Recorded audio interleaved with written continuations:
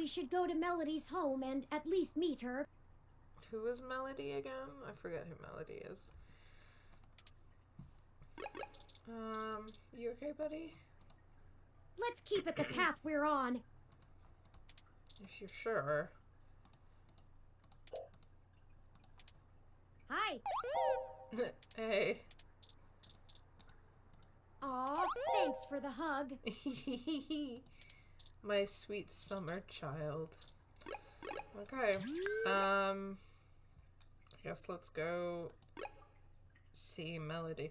Oh, okay. So I think that this is Fairlight's lead. We're following Fairlight's lead now. Let's go. Let's do this.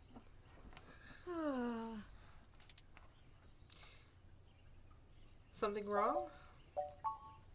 Oh, I'm sorry. I was wool gathering. What does that mean? I see we've arrived at the Melody Flora's residence. It's quite impressive. You're allowed to, feel things about, like, everything that's been happening during, like, all of the death and confusion. But that's to be expected, considering that she is still the majority owner of the Flower Cybernetics Group, despite retiring from day-to-day operations at the company. I wonder how she and Hayden first began working together. Sorry, back on task. Is there anything you'd like to know before we head inside? Let's see. Give me a rundown of Flower Cybernetics. Flower Cybernetics was established in the early 2000s by Melody's mother, Antonella. Oh, damn. Back in our times. It started out developing cutting-edge medical tech, including advanced prosthesis and nanoparticle diagnostic and treatment technologies. They were vastly successful when they perfected the first synthetic nerve mesh, allowing direct connection and control between the nervous system and a cybernetic prosthesis. The majority of their early projects were defense technologies for the American military. There it is. Developing ruggedized military prosthesis for use on injured soldiers, and then eventually electively for special forces. This research line culminated in the development of brain-controlled androids as shock troops, long since barred by international law. Fucking hell. Melody took over the company from her aging mother, and she fought against developing further military hardware from that point on. Okay. Maybe we could vibe with Melody. She pushed the company to use the BCA technology for the company's original goals of medical advancement, as well as developing the first direct link virtual reality implants. The company is largely successful on a global scale, despite continued legislative movement against extensive cybernetic use, especially brain implants. I'm interested in the VR implant stuff. Like, I'm interested in, like, how it works and what people use it for and stuff like that. It'd be interesting to know more about, like, different implants and stuff like that as well. What can you tell me about Melody? Not a whole lot. She's largely private, in contrast to her mother's penchant for courting a media circus. Several biographies of former Flower executives show her as intensely passionate about demilitarizing the company to the point of absolute viciousness in the boardroom. I mean, she sounds great. Like, that's selling her to me. She sounds fantastic. Can't wait to meet her. But it's been a long time since her days of fighting for the company, and she's since stepped away from the helm. Also, probably sounds like a good idea. There's talk that she's lost her spine in her old age, but... Well, I don't know about that. I think that, like, if you spend so much of your life, like, spending loads of energy and, like, fighting institutions and stuff, like, it's okay to be like, you know what, I think I need to take a step back from that. Well, I'd take that with a grain of salt. She may have retreated from the corporate battlefield, but you don't change the entire direction of a company as large as Flower if you're a quitter. Yeah, true. Stay on your toes. Sounds great. She sounds great. Didn't Yannick say that he and Melody had a falling out? I mean, I'm not surprised, because Yannick is a piece of shit. He did, and I can't shine much light on that. I know that System 1 worked with Flower to help develop the first operating systems for the direct link virtual reality implants, so perhaps it happened during that time. Also, Flower eventually went with a different company for future models of the implant, but there was never any public talk of a personal falling out between the heads of the companies. Spicy. I'll scrape the mesh for more rumors, but they'll only be that, rumors. I can do my best to parse fact from fiction, but it blurs too much for me to be sure what's real. Let's go ahead and head in. No time like the present, then. Let's have a look at this fancy mansion. Windows line the front of the house and broadcast the hints of an expertly designed den inside. The anguished cry of the window cleaner bellows in your soul as you smudge one of the panes. These tall shrubs could line the estate of a Victorian duke. They're that stuffily pleasant to look at. Yeah, it's interesting to see a property like this in like a cyberpunk type setting. They have the stale beauty that can only come from the care of obligated professionals. A small scare bear statue guards the entrance to the mansion. Okay. Doorbell. Hold on, let's click on the door first. 2 dark wooden doors make up the mansion's entranceway. A small foyer can be seen through the mottled glass. Hi! Oh, hello! Hi! Friend! Hello! Is that a bear, Turing? Hi, is Melody home? Mr. Bear, sir? Oh, look at him, he's so cute.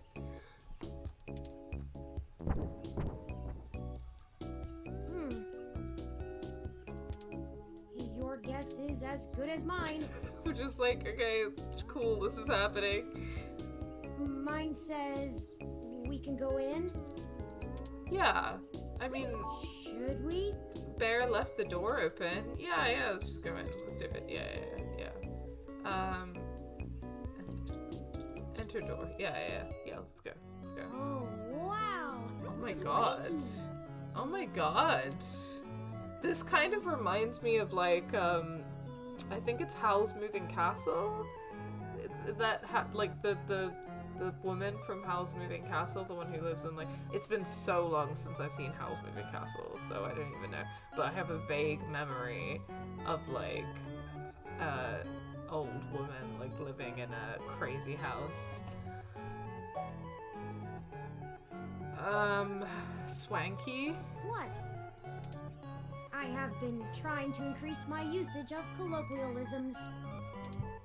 Is Swanky too out of date? No, Swanky is great. Swanky is fantastic. I love Swanky. It's certainly before my time. Oh, Miss Flores! Excuse us for the intrusion. My name is Turing, and... Oh, I know who you are. I can explain. I know you don't like Dr. Fairlight very much, but I assure you there's a situation. Fairlight?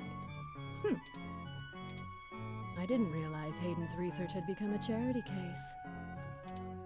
Though I suppose little boy Yannick will throw money at anything that raises his profile on the mesh. Wait, you know Hayden? Also, we actually only just met Dr. Fairlight yesterday. I'm sorry, I already enjoy her for like this energy, and also reading the filth out of Dr. Fairlight. Oh, that's too bad.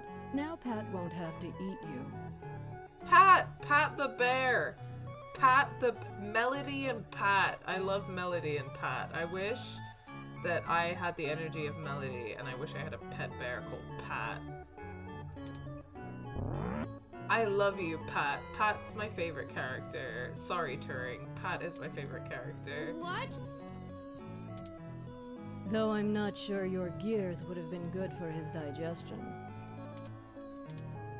Actually, madam, I'm not comprised of gears.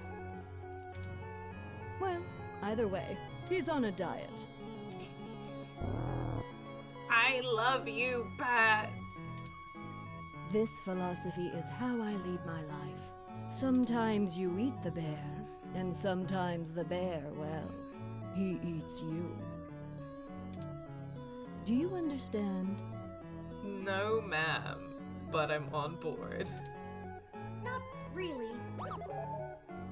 She is so powerful. I don't have all day to entertain you, Turing, nor your new friend. Not even for Hayden. You don't have time to waste if you're going to find him, either. Oh, he's dead, ma'am.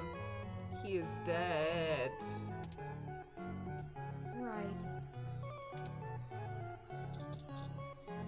Planter.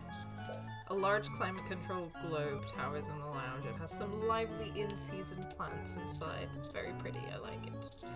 The planter box looks impossible to open, but rubbing the outside does produce a nice squeaky plastic on furniture sound. Look at this! Look at this place! Look at her! Look at her bear! Look at the cat! Ugh! This is the life I want to live. Damn. An R051E893 unit from the emblem on its side. It sits patiently near Pat in a sort of ambient sleep mode, playing light instrumental music. R051E units are designed to remain in sleep mode until reactivated only by its owners. The bot is called Rosie! Rosie? Like the high— oh, Rosie! I'm dead. I didn't even clock that because I'm an idiot. The bot is called Rosie. I'm just gonna call her Rosie now instead of reading out all the letters and numbers like an idiot. Like the high-stakes socialite relationships it monitors, the Rosie is extremely delicate. I love Rosie. The music, incredible. Look, the latest episode of Media Blitz is going into the sordid details of a new teen actor's island love affair with a local politician's daughter. Media Blitz disabled touch interactivity on their show after the appearance of their new host, a former swimming champion, led to thousands of screens being fondled into disrepair. That's disturbing. All direct feed viewer requests have been calculated for this episode of Media Blitz already. Room control. A room control monitor is fixed on the back of the wall of the room. The temperature is so low, it's freezing. Probably for Pat. Fountain. A huge marble fountain adorns the courtyard. Its pleasant bubbling sound can just barely be heard over the TV and the outdoor ambience. You have no coins to throw in, no wishes for you.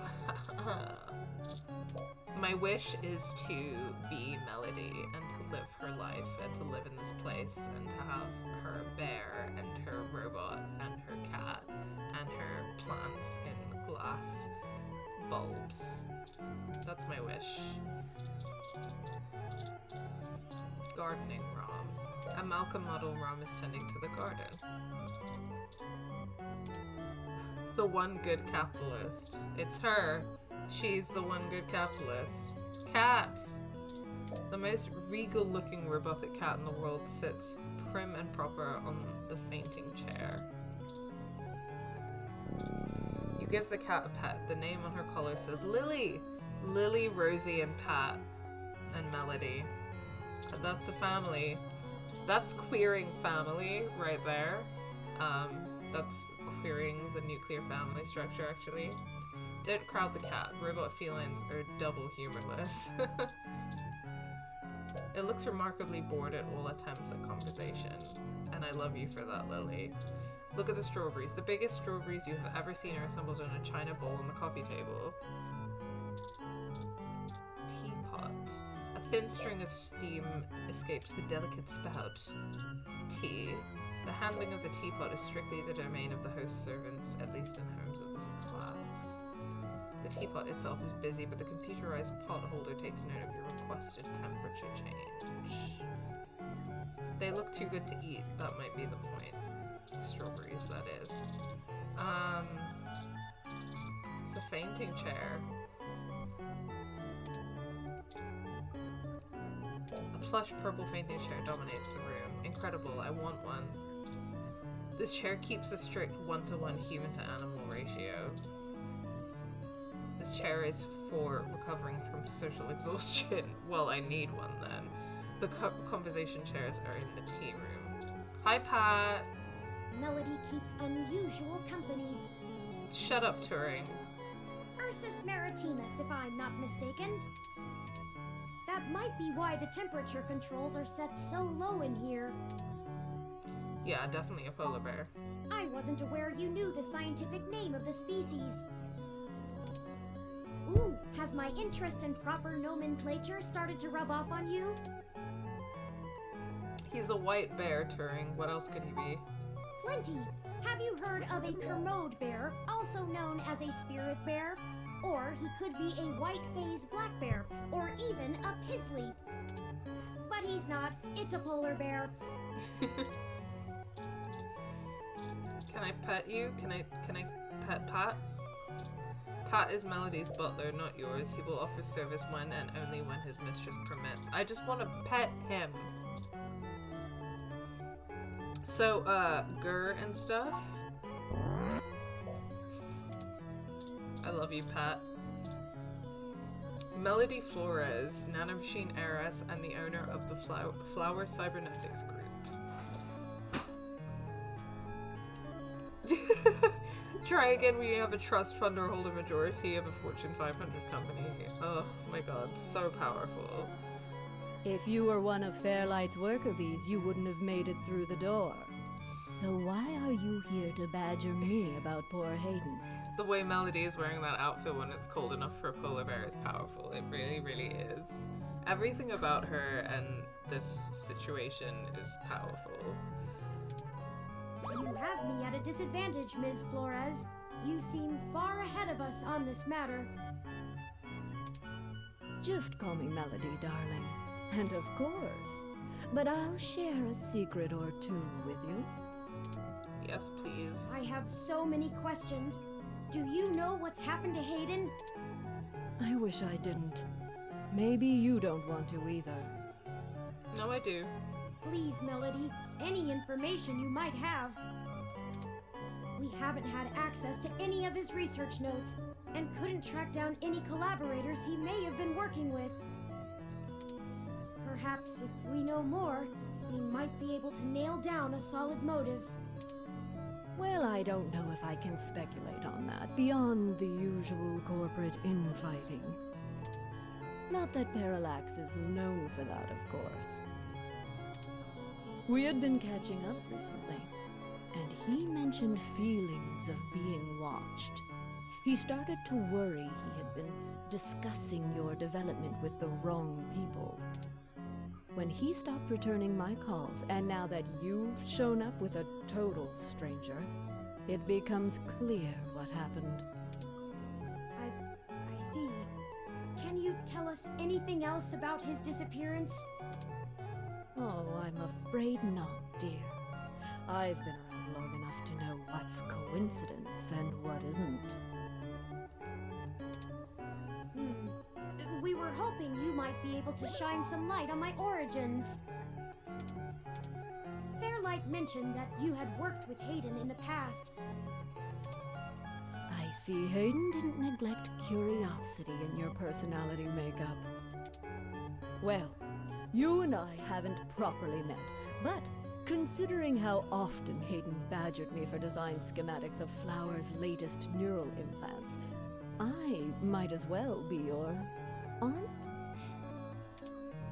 We'll go with that. I wouldn't mind being an aunt, even to a blue-headed robot. I'm touched, Melody. Well then, I'm willing to answer your questions. For now. How did you help Hayden with Turing? Indeed, I don't see the connection between your company and Hayden's research into machine sapience. Oh, Hayden wasn't researching machine sapiens. At least not primarily. Not to diminish the importance of your creation, Turing. But it's best you know the truth. And that is... Hayden is mainly interested in developing a way to transfer human consciousness into a machine matrix. Okay, that's interesting and slightly disturbing, potentially. But let's see where that goes. You can see why neural implants would obviously be an integral part of that. Oh, I didn't realize. Oh my god. Is it gonna be like, oh, Turing was like a human consciousness the whole time, like Turing is actually like a person, or like what? I don't really want that to be like a plot twist or a plot point, but how would Turing's development help with digitizing the human mind? The concept of transferring the human mind into a computer has been an attractive goal for decades. Functional immortality is a powerful lure. The brain is an immensely complicated machine, and even though we know the right buttons to push to make pictures show up, we still can't replicate the entire thing as a technological construct. Even with the virtual reality implants, we're really just relying on the brain's ability to make sense of nonsensical signals. So Hayden decided the best way to make a machine more like the human brain would be to work in the opposite direction. Instead of mimicking how the human brain worked, he started writing code that mimicked the functioning of the human mind. Think of it like convergent evolution. Two species adapt in similar ways, but on completely different continents. Hayden is a crack programmer when it comes to information collating. It's why Parallax hired him when they did. So he wrote a bunch of self-modifying learning algorithms that were, frankly, baffling, and let them loose. Poke and prod them here and there to make sure they value the same things humans do.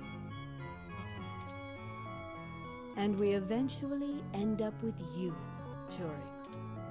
Interesting. Hayden never revealed any of this to me. I imagine he's pretty tight-lipped. He's You were dead. the first prototype he considered a real success, and he was afraid of contaminating your development before he had a chance to make good observations. Can you elaborate on your involvement? I was thinking that she hasn't answered that question. Phew, if you can even call it involvement. It's a small city, and if you're in the tech sector, you are never more than 2 degrees removed from anyone else. When he started looking into this pet project of his, he came right up to my door and demanded access to the research logs behind our earlier implants. Cheeky, but it was impactful and disruptive, as they like to say around here. I couldn't care less about Flowers' patents anymore, so I gave him what he wanted, just to see what he would do. You know what? I respect that. I'm frankly more impressed than I expected I would be, but don't tell him that. Don't worry, He's dead, ma'am. I won't. Oh, that was a compliment, dear. Guess we're not gonna tell her that he's dead. Hayden wasn't invested in Turing's development. I didn't say that.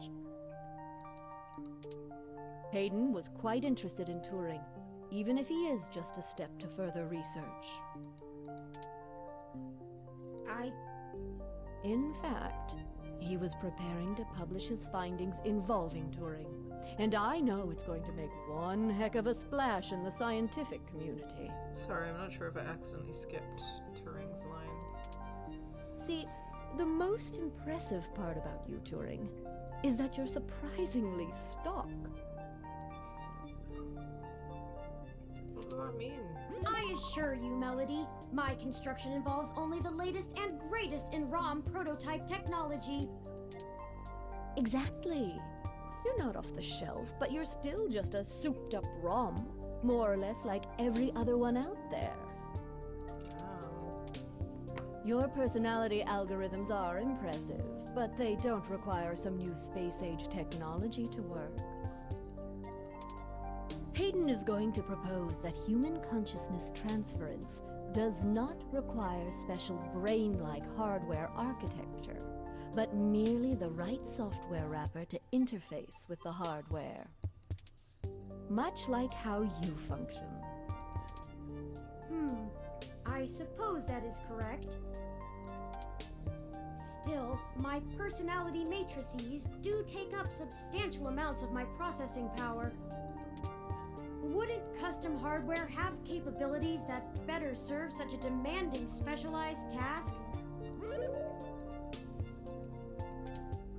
Sure, there's still plenty of reason in trying to make a computer that works just like a human brain. Efficiency is an important part of that. But if Hayden can emulate the human mind in existing technology, it means we can start the immortality now, rather than waiting for hardware to catch up with Hayden's software. Frankly, I'm not terribly interested in living forever, but there's more than enough people who are. Thank you for this, Melody. Couldn't live forever personally. Would hate that. I understand so little of my origins. Well, I'm sorry I don't know more of the specifics. Hayden kept me up to date on his progress, but only in the vaguest of ways.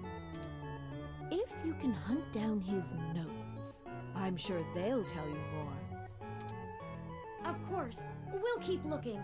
Now, perhaps we could ask some other questions? Sure. What's the story between you and Fairlight?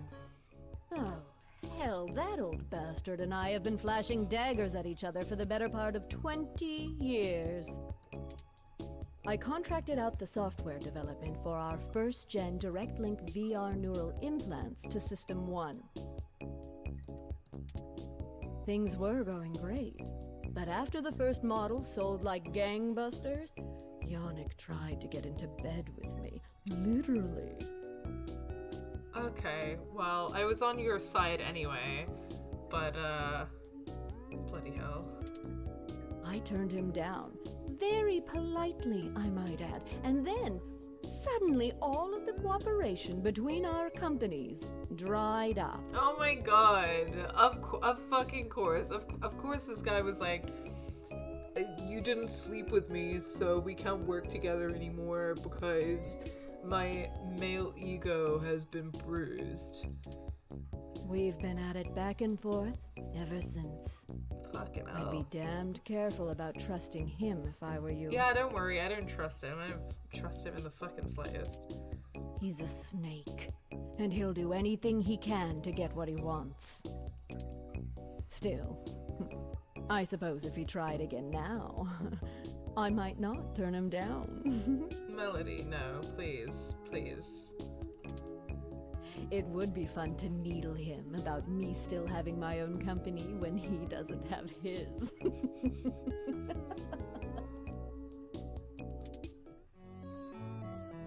I think that's everything Good. we need to know. I can get back to my retirement. Thank you for your time, Melody. We'll be in touch later. Oh, one more piece of information for you, if you'd like it. Yes, please.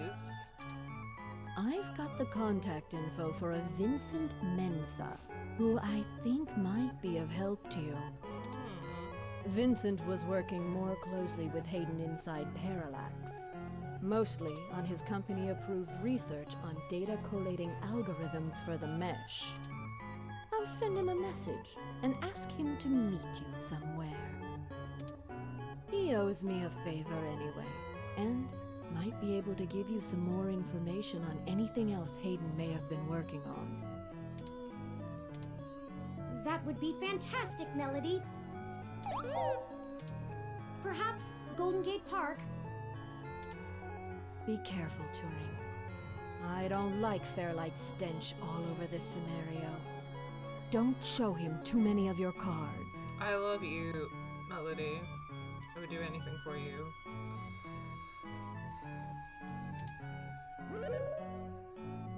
Cards? This euphemism is unfamiliar to me. Don't tell him anything if you can. Fairlight is more dangerous the more he's informed. Most people are.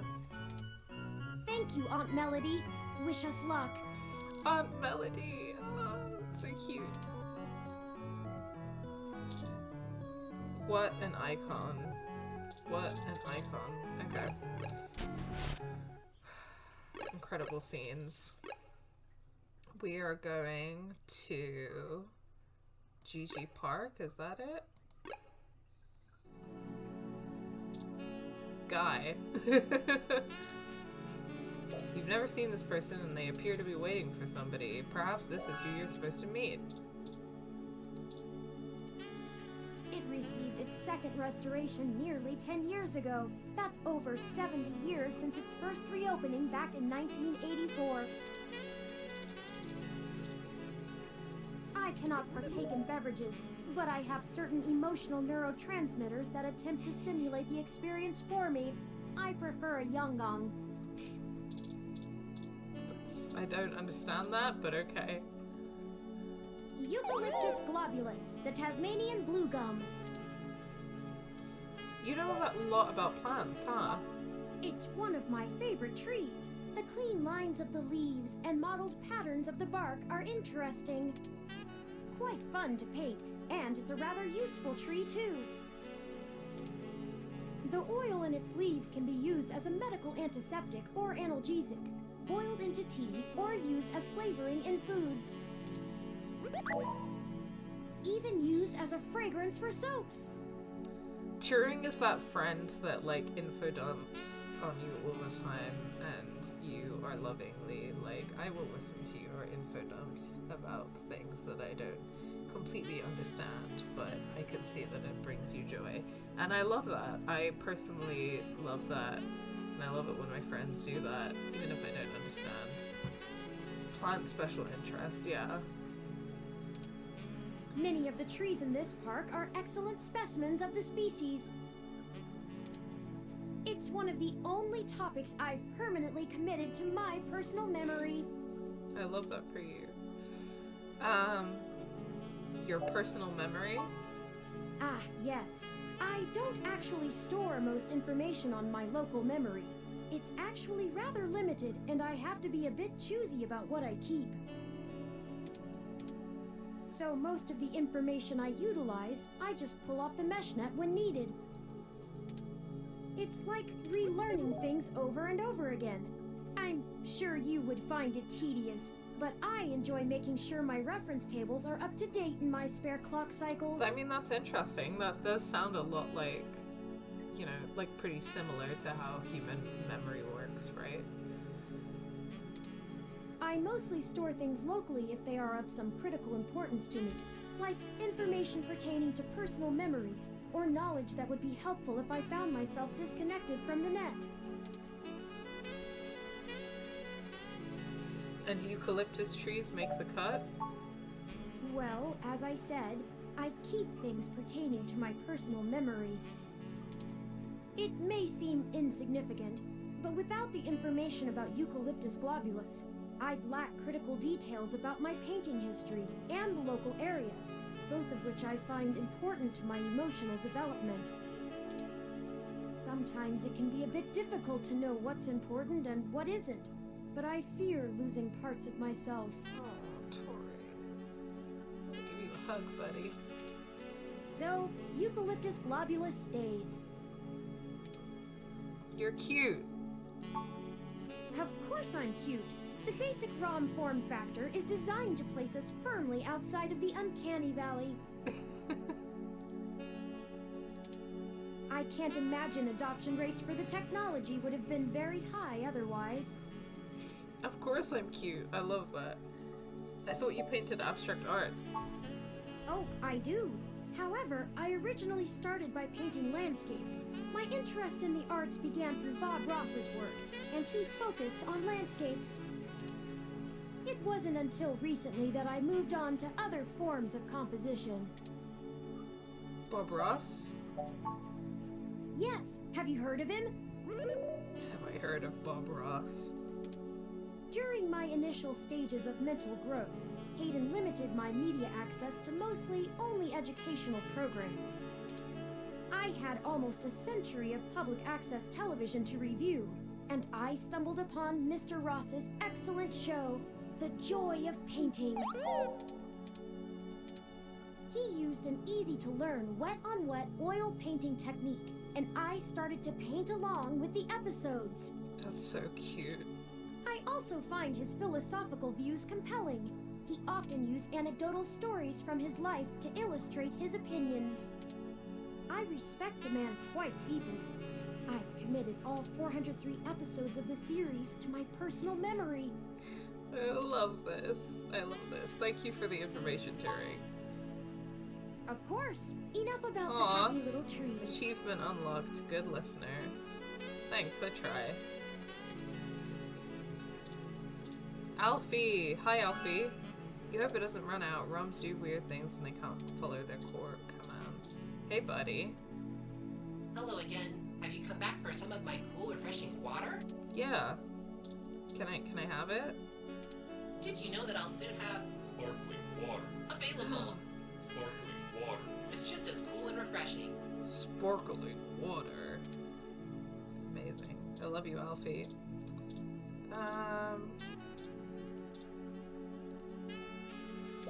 All they sell there is junk food. Just making sure I have a look at all the things, you know. It's only been a few days, but I really do wish I could get back to my painting.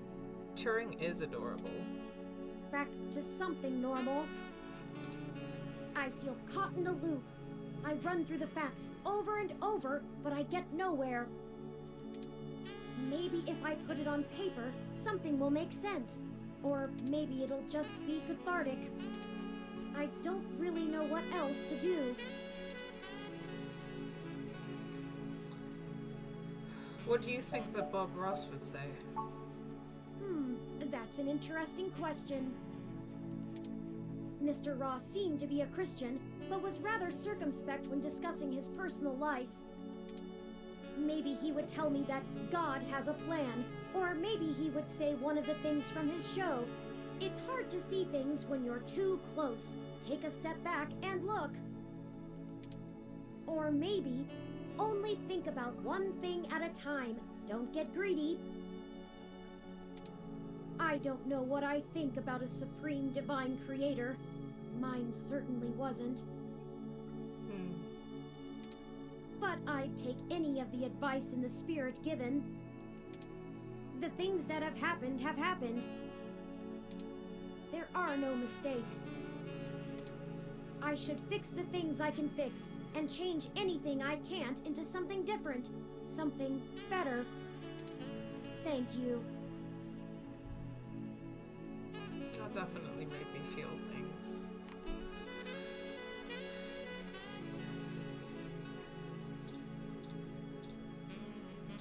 Alright,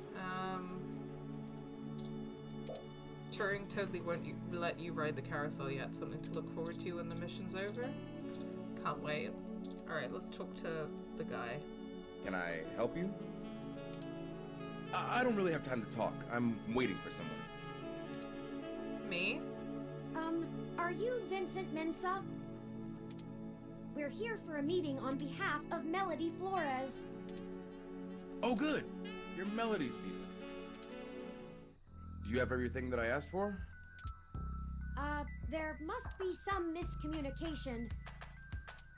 Melody said that you would be able to provide us with some information about Hayden Weber's projects within Parallax. He has gone missing, and any information we get may be useful. Damn that old woman. What? We had a deal. She promised me, and I'm not giving up anything until I get what I need. I already know Hayden is missing. Why else would I be willing to sell corporate secrets to Flower? This was my chance to get out of the city. Instead, she sends the two of you, hat in hand with nothing. I'm assuming you're Hayden's little pet AI? Why do you have to be so rude, man? Insulting, but accurate. Look, I'm sorry to come off callous. I do want to help. Hayden was a colleague and a friend, and I want to know he's okay. He's not. He's dead. But I also need help getting the hell out of Neo SF, and now. My info is my leverage, and it's not for free. I'll just have to find another buyer. Maybe after I make another deal, I'll be able to pass it to you. Perhaps we could assist you? My friend here is a terrific journalist. Being skilled at hunting down people and information is part of the job. I don't know. Look, I need 100,000 credits, an untraceable car, and a fake passport for me and my wife, Francesca. Dang. Okay. Alright, buddy. If you can get me all that, I'll give you anything you want. Hayden's research notes, what I know about Parallax, my company's security credentials, whatever. If you're really sure journals can come up with that kind of stuff in one day. We might be able to do that. Sure, I guess. Might? Do you mind answering some other questions first? Dear God, I'm doomed. Melody only gave us a rough sketch of what you need. The more you can tell us about the situation, the sooner we can fulfill your request. Sure, as long as it isn't the juicy stuff. What do you do for Parallax? I'm the head applications engineer for their data analysis division. Or maybe was, is what I should be saying. If Hayden is the big brain who comes up with the math that runs the search algorithms, I'm the guy who figures out how to collect and apply the data that we get. We've worked pretty closely for years, but he's head and shoulders above me as far as theory goes. Hayden built a fully independent machine intelligence in his spare time. Don't get me wrong, I'm not trying to bash myself here. I'm a good software engineer, probably one of the best. But machine intelligence? In a form factor like yours? Now that blows my mind. We've got full immersion, virtual reality, yet most people would still call you science fiction. If you say so. Why are you so adamant about getting out of Neo SF? Because Parallax is rotting from the inside out. Hayden going missing is the last straw, and it's a big-ass straw. There is... how do I put this without giving it away? There's a new project about to roll out, and it's going to change everything about how Parallax does their business worldwide. Since the launch of the MeshNet, we've had some board shakeups, and the people at the top are different from the ones who've previously run the company. We've had some board shakeups, and the previous people in charge of the giant corporation used to be fine, and now the current people are bad, because corporations aren't inherently bad, it's just the people who run them that are sometimes bad, and that's when corporations do bad things. It isn't about capitalism, it isn't about a system, it's just about bad people. The altruism the company displayed in the past is gone. They're harder, more ruthless, and more concerned with profits and power than ever before. Not just richest company in the valley power either. Real power. My guess? Parallax got rid of Hayden because he was about to do something that would get in the way of that. If they're willing to get rid of the brightest mind on their payroll, what's to stop them from getting rid of me? There's a half dozen people who could do my job. So I'm getting out before I accidentally step on the wrong person's toes and end up at the bottom of the bay. Do you know anything about Hayden's disappearance? Nothing concrete. I probably wouldn't have noticed anything out of the ordinary. I mean, Hayden goes out for a couple days all the time, right? Conferences and guest teaching. He doesn't exactly share his itinerary with me. I tried asking around and no one will say anything. If he had jumped ship, went to a different company, it would be the talk of the week at the water coolers. Instead, dead silence. Thankfully, he allowed me to keep backups of most of his work, simply because I cross-referenced it so much. He didn't like having it all in one place anyway. Bring me what I asked for, and I'll tell you more. Okay. Thanks, we'll go get those things for you. I need to make some calls, and this park ROM is fun. I want to poke at it a bit. If you do manage to get what I need, bring it here today and you'll get anything you want. Okay. Forwarding photos and info for the passports to Turing now. And I really hope you can do this. Me too, buddy. I'd rather give it to you than some other corporation anyway. See you soon. No fucking clue how we're I'm gonna not do it. quite but... sure where to get fake passports or an untraceable card. The only shady folks we know are those punks who vandalized Hayden's apartment. Yeah, I guess, but also I feel like this is something that Tomcat might know about, you know? I feel like Tomcat would be a good source to ask about this, but sure, if you want to talk to the fascists instead, then fine.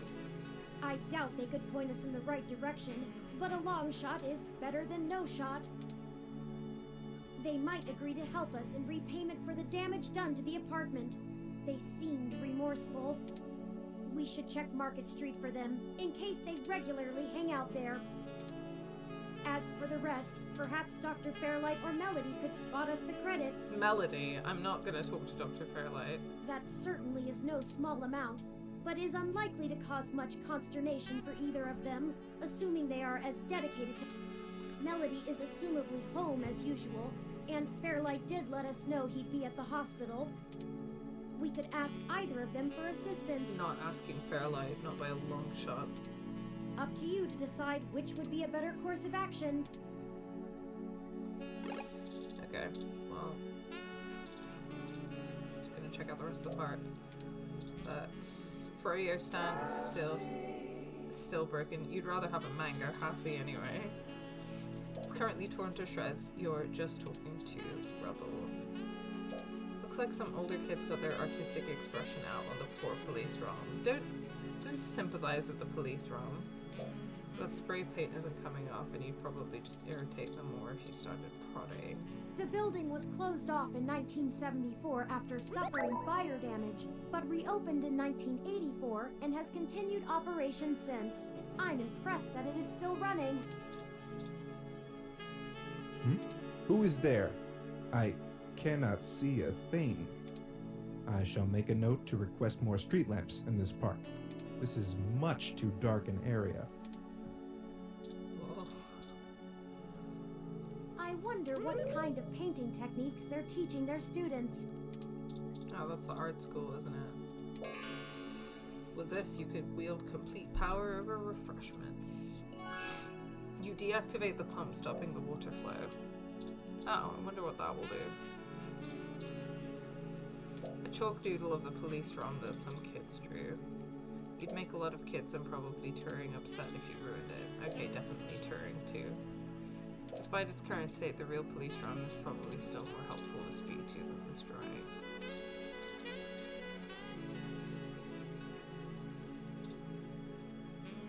Please do not ask me when I'll be stocking. I'll only contain cool, refreshing water. Hello again. Have you... Okay. That might come into play later. Let's go to Market Street and talk to the fascists first. And then we'll go talk to Melody. Oh, it's Brian Mulberry, I guess. I don't really want to talk to him. It's a wave shelter so Mooney riders can keep out of the rain. What's a Mooney? Next bus, 10 minutes. Video billboards cycling through advertisements. First the news, blah blah blah. Okay. Passy.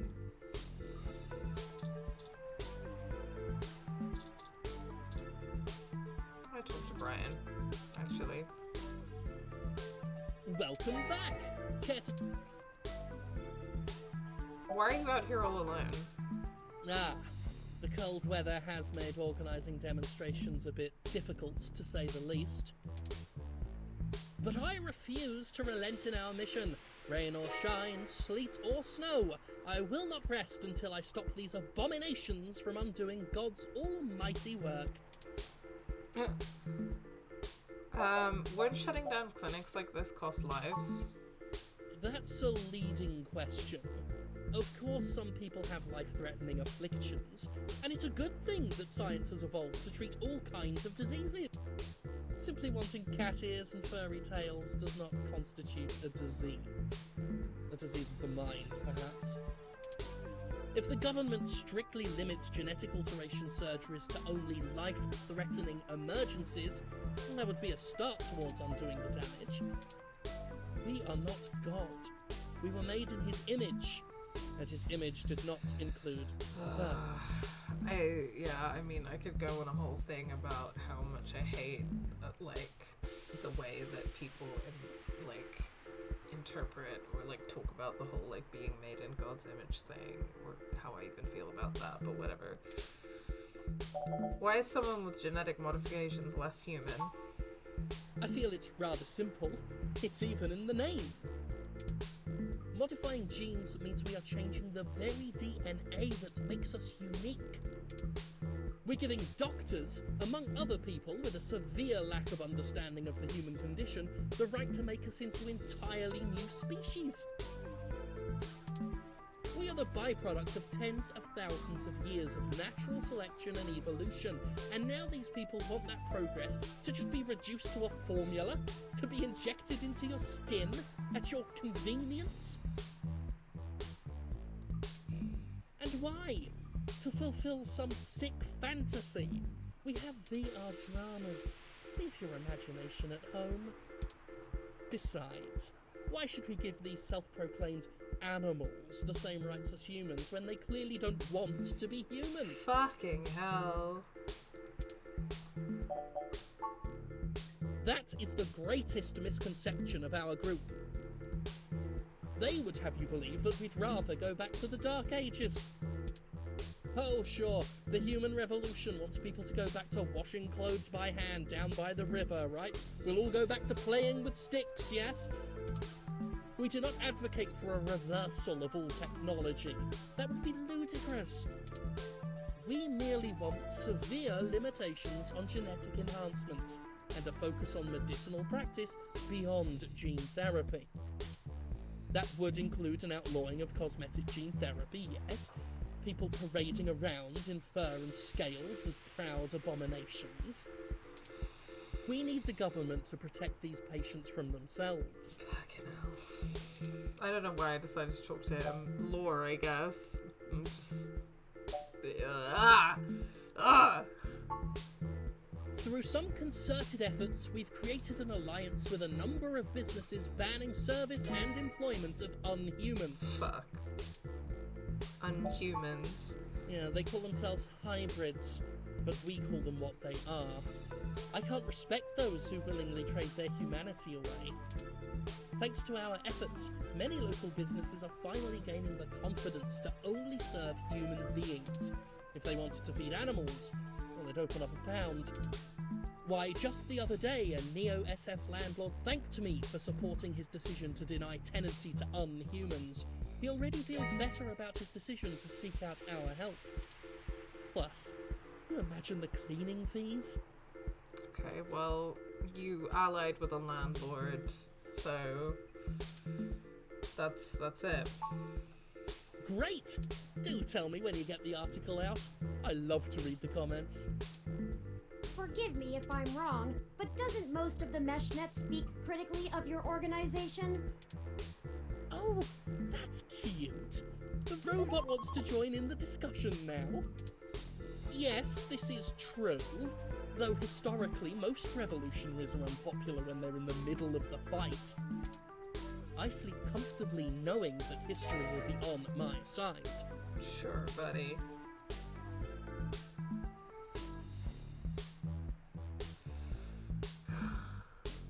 I'm not gonna lie, you haven't really convinced me.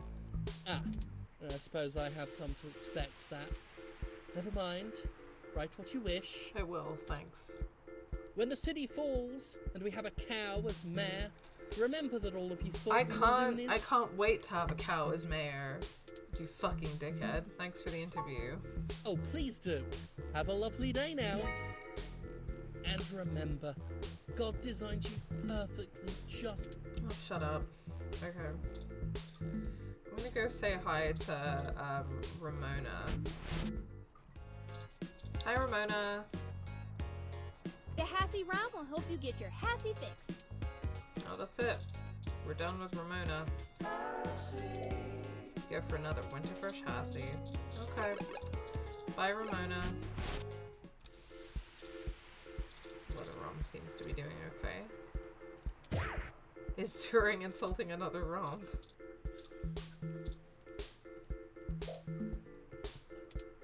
Okay. Nothing super interesting going on there, so I guess we'll just talk to these guys. Starfucker! It's that reporter in the bot again! I forgot Jeez, that his Ollie. name was fucking Starfucker. Starfucker and Ollie. Hold on a moment. We're just here to ask the two of you for a VR favor. destroys You love. don't Please need to save run love. again. Lol. I knew you didn't have the guts to mess with me! Guts? And why would we want to help you? We did trash that apartment, Chad. Yes, Yeah? feel guilty. So? Feel guilty! We also didn't report you to the police for it. Yeah? That's true. So? I wonder how this would have gone down if we had called the cops in that case. And they still could. It's true, we could. Oh. Alright, well, spill it then. I ain't got all day. Can't you see me and Oliver are busy? We need some assistance with some illicit activity that, statistically, individuals in your age bracket are likely to have experience with. Oh, so this is one of those things where you need a streetwise kid to show you the ropes. So, what's the thread? B&E, war driving, copyright infringement, search bombing? Is search bombing actually illegal? I don't know, what do any of those things mean? It's against the terms of service, so probably, at least in California. We need to buy, some fake IDs today if possible. Oh, that's nothing. Copyright If you infringement. can pay. Ollie can whip up a couple that'll work good enough to get you past a bouncer or a cop doing sniff tests. He's a wizard with a printer and a lifted wallet. It's more complicated than that. We need falsified passports that can get two people past the border safely. Oh, yeah, I don't think Ollie can do that. Can you? Not without equipment a lot more expensive and illegal than what I already have. What about that guy who got at least that unrestricted mesh card when she was on probation? That's not really the same thing, Chad. But it wouldn't hurt to give him a call. Give me a few minutes. This guy is pretty sketchy, very cloak and dagger. I'll have to play middleman. Excellent. I'll forward you the relevant documents and photos. Oh man, now you I'm starting should to go feel with left him. out. Don't Ollie gets to just show off all his trust him. cool connections. You sure you don't need someone's head kicked in a little? That's my area of expertise in our little duo. Sorry, Starfucker buddy. Well, that and petty larceny. We might have something that will suit your skill set. Let's just get the passports first, if you can stay calm for that long. You sure yap a lot more than any of the ROMs I've ever owned. What's the deal? Butt McButt. You install some new conversation routines Ollie ain't had the chance to nerd out about yet? They're Sure, top yeah. notch. Very bleeding edge. I don't run traditional ROM VI personality software. Don't tell people that, Turing. I am, in fact, the first fully sapient machine intelligence. Don't tell Well, people at that, least that I know Turing. about. Which means what exactly? In English. It means he's a person, Chad, not a toy. Now keep it down. I'm still on the phone. Oops, and yes, what he said. Well, that's awesome. You ain't so bad. For a tin can. Tin can? Really? I'm composed almost entirely out of plasteel and silica. Has no one come up with better insults for robots since the turn of the century? ROMs have been out for almost 2 decades. Yeah, that's a good point. Give me a sec. I'm pretty good at name calling too. Oh no, I'm sorry I brought it up. Just hold on a second. Underclocked? Oh, BitBrain! Don't hurt yourself, Chad. I'll get back to you, Bubblehead. Okay, I talked to the guy. He said he'll do it, but he only works in trade. Okay, great. A couple of passports are gonna run us... one signed poster for Magical Commander Yukino? Yukino at the gates to the deep? Okay, I gotta go back to, Hot Cup and get that from Ramona, right? Course. It's always that Japanese crap. It's not my fault they make the best VR dramas. Maybe you can do better? Probably. Anyway, where can we get a poster like that? Hot Cup. I'm not sure. I've done switches with this guy before, and he never asks for something that'll take too long to get. My guess is he's a local that uses people like us as a way to nab something he's had his eye on. We'll help you look for it.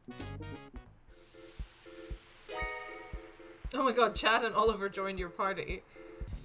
Okay, so we're gonna get that that magical girl poster. Yo, no, this way. Excuse me. Yeah, go right. And then go right again. Thank you. What was that all about? Let's go in. Oh, there it is! Yeah. I knew I saw a poster for Magical Commander Yukino somewhere around here. I should have remembered Ramona had one. You know this lady? Sure. We talk sometimes when I'm getting our drinks. You're usually too busy provoking people to notice. You call it provoking. I call it spontaneous enthusiasm for healthy rivalry. There's a bit of a line. We'll have to wait a few minutes before we can talk to her.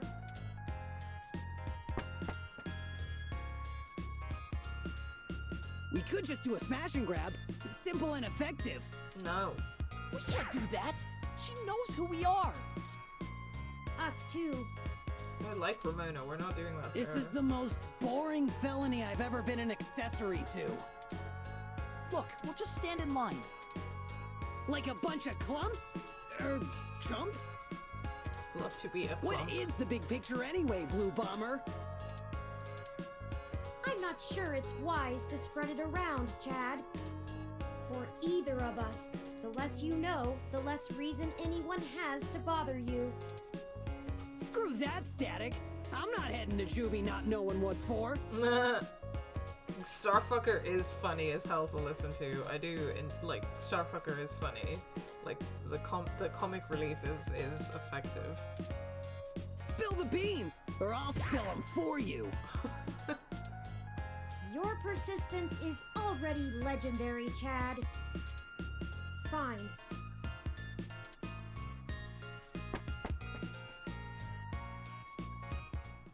If you really must know, we are going to trade the passports for some information regarding the disappearance of my creator. I think you should have made something up or something, man. His apartment was the one you trashed. Oh shit, that Hayden dude is your dad? And they snatched him?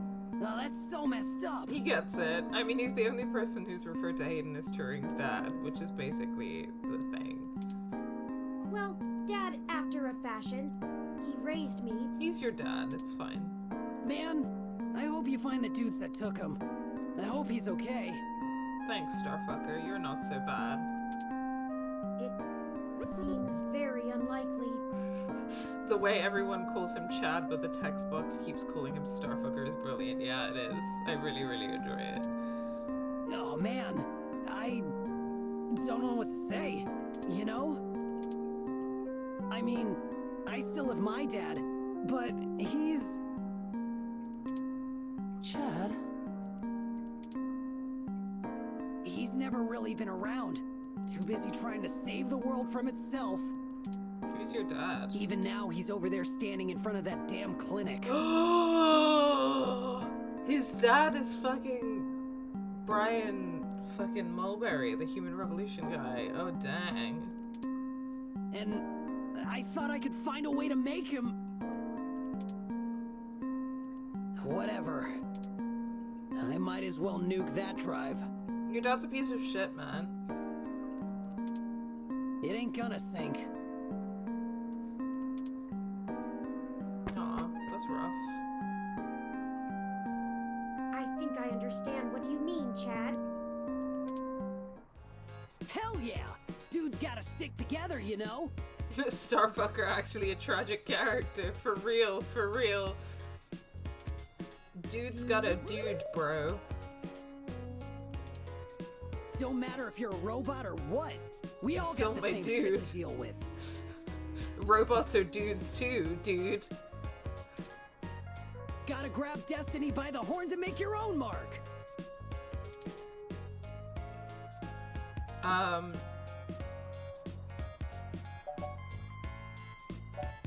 From the mouth of babes. I don't know what that means. You're smarter than you look, Chad. People keep saying that, and I keep wanting to punch them for it. It's probably the hair. You think? Well, I ain't willing to give up my dude just so people will think I'm a brain. Oh, is that hair? This whole time I thought that that was a hat. I for real thought that that was a hat. But that's his hair. Okay. Got an image to protect. Okay, I see it now.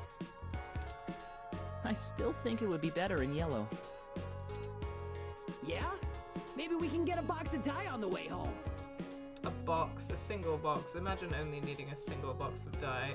It takes me like at least 3 bottles of max strength bleach to get even like even the back of my head, like little ponytail going on here, and these like e-girl bangs. That took 3 bottles of max strength bleach.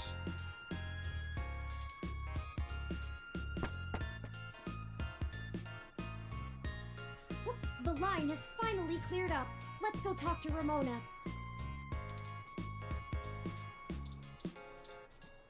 Hey girl, hey. Hey, Allie. Salutations, Ramona. What can I do for you all? I want your magical girl poster. Ahem. Oh, this is my friend, Chad.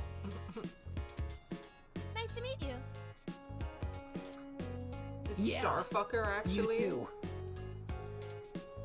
We were hoping you might be able to give us your assistance, Ms. Rogers. We want to make a trade for that magical Commander Yukino poster over there. It's necessary for us to get some pretty important information. No way. Not happening. Nuh-uh. Yukino is off limits.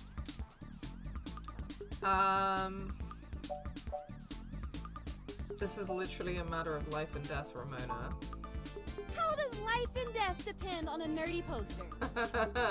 Look, I don't even care. That poster was signed by Takeko herself.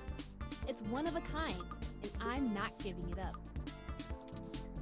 I'd rather not drag you any further into this than necessary, but I promise that we're not overstating it.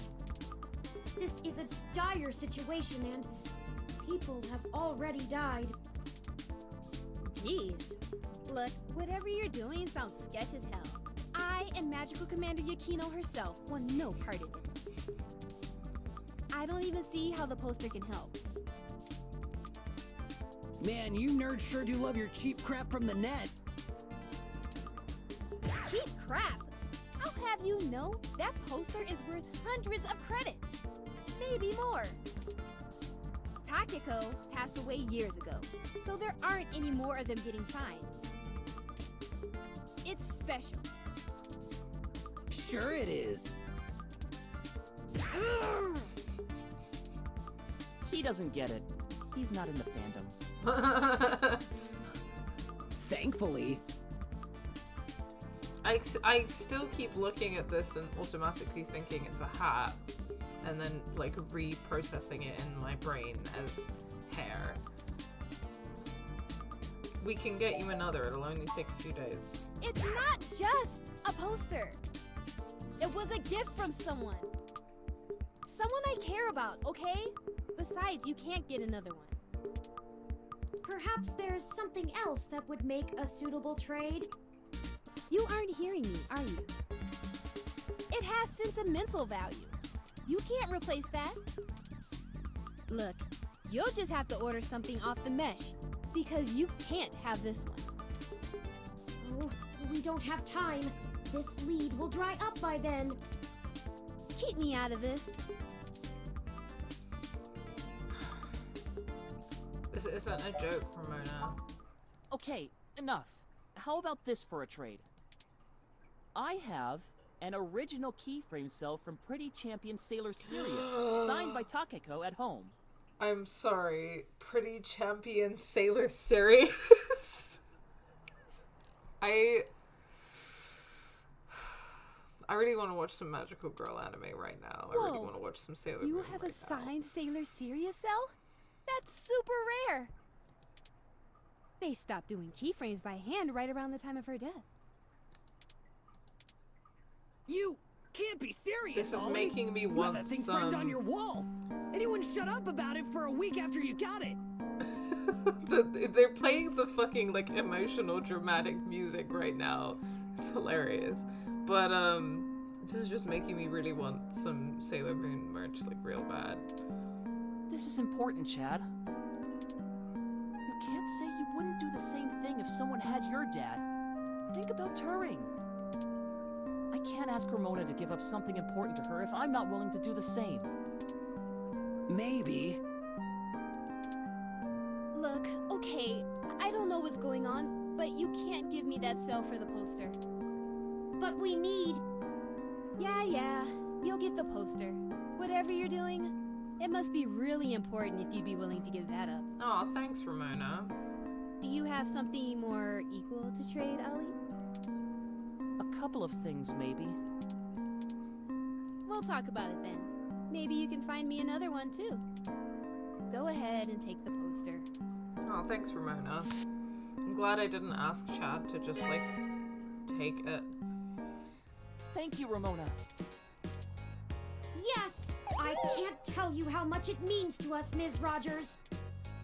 Sure. And, you think I could see that cell sometime, Ollie? Of course! I'll bring it over when we talk about the trade. So cool. These little nerds, I love them. I love them. I don't like the way she was flirting with you, Ollie. What are you talking about? Starfucker is jealous.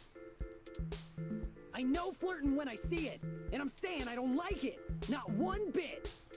He's my boyfriend. Just talk about old anime sometimes, Chad. Neither of us are interested in the other.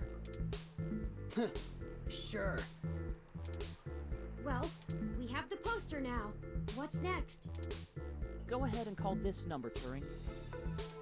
He'll want to set up the drop with you, now that I've introduced you to him. Sure. Change the subject. I'll call him right now then.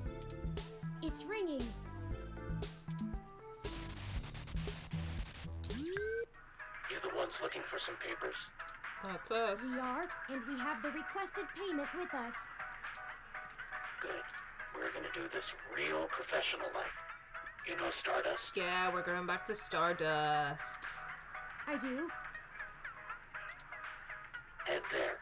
Leave the poster behind the Mega Fobator arcade cabinet and get out. Come back 10 minutes later, and your stuff will be behind the machine. I understand. Good. I'll be waiting. This is amazing. This is incredible. Well, that was very mysterious. Yeah, that's how this guy is. I don't even know his name, and I've been getting things from him for a few years now. I mean, if you were like, you know, illegally making fake passports and stuff, then obviously you would also be Who cares? mysterious. Let him play Spy Master. Let's hurry up to Stardust and get this over with. I've wasted enough of my day with this crap. Now let's go. Starfucker is pissed because he's jealous. Go inside to make the drop. We'll wait out here. Okie dokie. Yeah. I suppose I should feign surprise. Hey, it's a pretty cool set. Even if it is like 1,000,000 years old. They don't really care about the IDs unless you try to hit the bar. Found that one out the hard way. We would have been fine if you hadn't taken a swing at the bouncer. So I like the hard way. We'll be right back, gentlemen. Try not to set the building on fire while we're gone. In we go. No security right now? Oh, yeah, good observation. How are you doing, Majid? Hey, friends. What? That's all for now. Go drink. Later, you two. Bye-bye. Just thought I'd see if there was any new conversations with you, but fine. Oh, hi. Today's my last day off before the holidays, but I can't seem to stay away. I love that the uniform for working in this place is the fucking trans flag. I'm ashamed to say I've gone on a few assy spike benders in my time. Oh, look.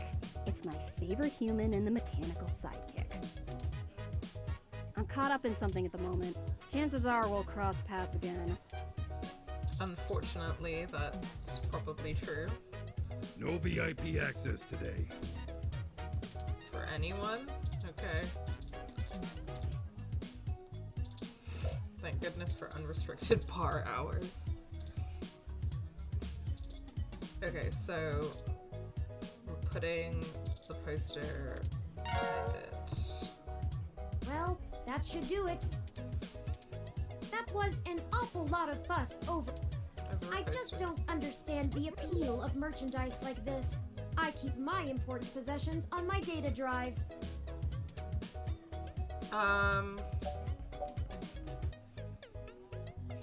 Oh, and I got you an official Bob Ross painting set for your birthday. You did? Wait. No, you're being facetious. Oh, I'm sorry, Turing.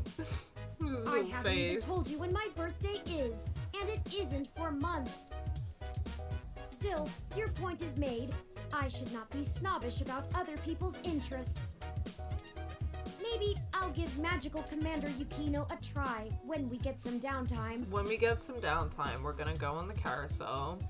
We're gonna have a nice afternoon in the park, and then we're gonna go home in the evening and we're gonna order takeout and we're gonna watch Magical Commander Yukino, and it's gonna be a cute time because I'm your new dad in a gender neutral way.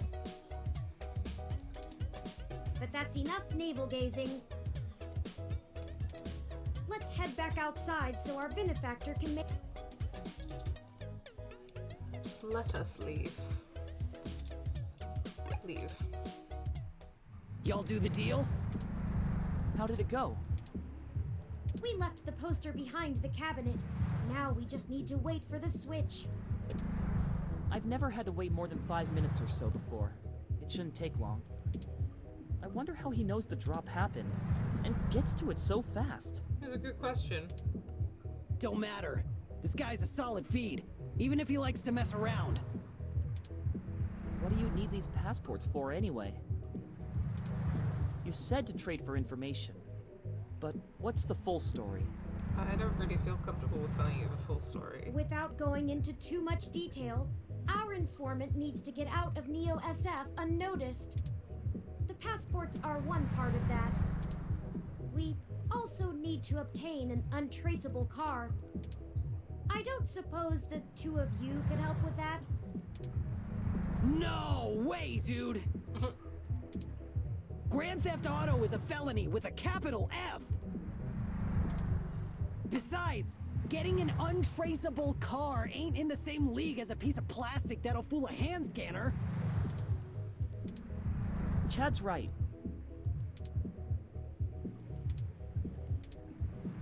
Of course I'm right. The city's traffic management system keeps track of all vehicles passively, even if you manage to circumvent their firmware and keep them from actively reporting to the network.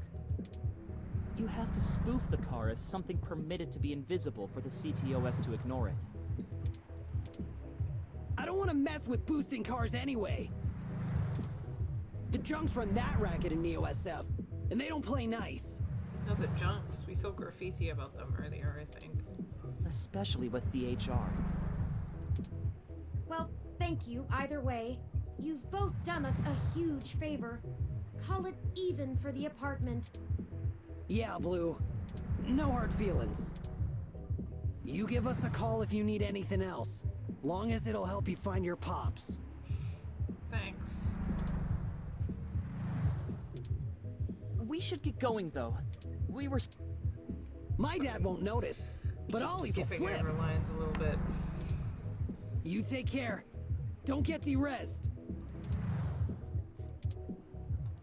I think I'm probably Goodbye. gonna get these passports and then call it quits for this evening. I don't think we'll quite make it to the end of the chapter, but it's still a pretty good run. Let's finish the trade inside. Let's go.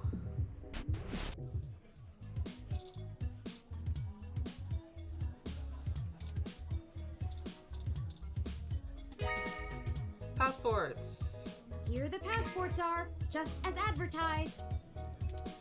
Now we need to find a car. Jess is right over there. Perhaps she may know someone who can lend a hand.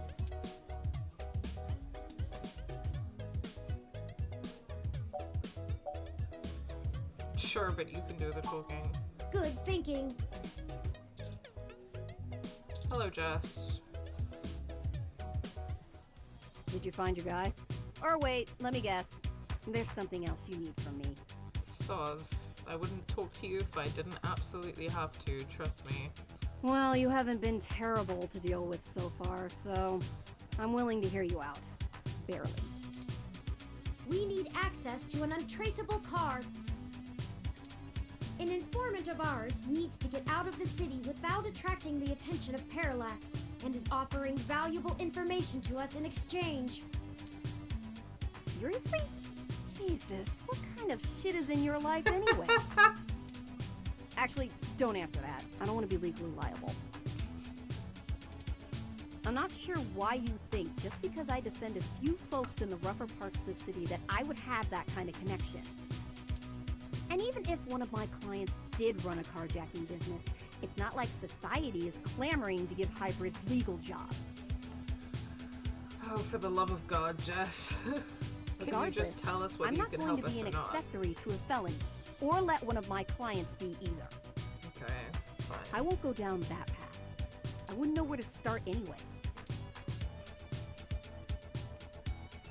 Is there any possible way you could give us any kind of lead at all? I know we're reaching, but this is important. You just don't quit, do you? Okay, let me think. This might be a long shot, but you could try asking Majid. There are rumors he may have been involved in some shady stuff way back in the day. Dang. He'll probably be Wasn't reluctant to expecting talk that. about it, but there's a free lead for you. Thanks. Get me another drink in exchange, will you? Later. Huh. That went better than expected. I wonder if my charm is starting to pay off for us. Sure is Turing. Oh, you performed admirably as well. Onward we go. Little cutie. Alright, Majid. Let's get down Hey, to friends. business. What can we get? We were hoping you could give us a little information. Sure, but first, let's get you a drink. What? What'll it be? I don't know what Jess would like, but I feel like...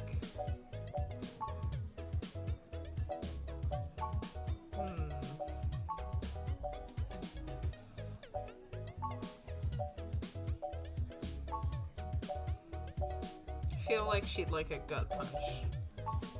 Coming right up. I'll ask Gus if I don't know what it is. He's better with the weird kind of stuff people ask for these days.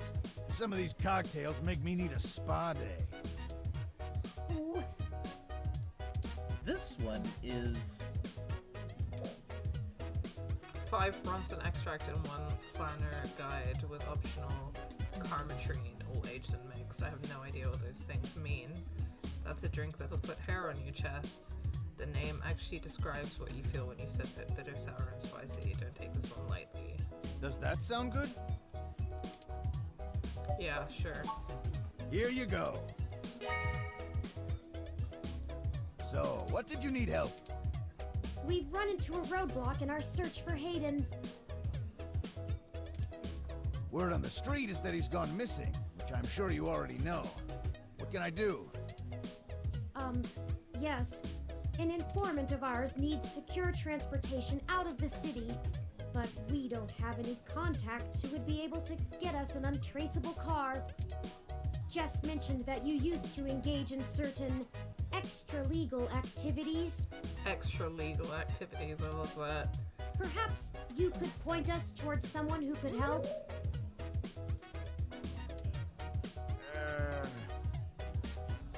He doesn't do that kind of stuff anymore. Right. Sorry, friends. I left that life behind a long time ago. Don't really keep in touch with that crew anymore. Ah, of course. Completely understandable. Sorry to bother you then. Well, no harm in asking, right? My reputation precedes me. Don't let it go to your head. Gus, I need to go to the back and gather up stuff to restock for the rush later on. Mind manning the bar for me? Take your time. I think I can keep things under control. Thanks. Love you, hun. Well, that leaves us at a dead end. Any ideas on how we should proceed? Some nose-to-the-ground journalist techniques for finding leads?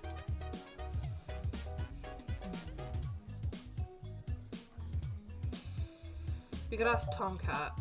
No, Tomcat has already stuck their neck out for us too often. I feel a little bad about how much we've relied on them as it is. And besides, this is a considerably more felonious action. Morally, we should be dirtying our own hands. Fine.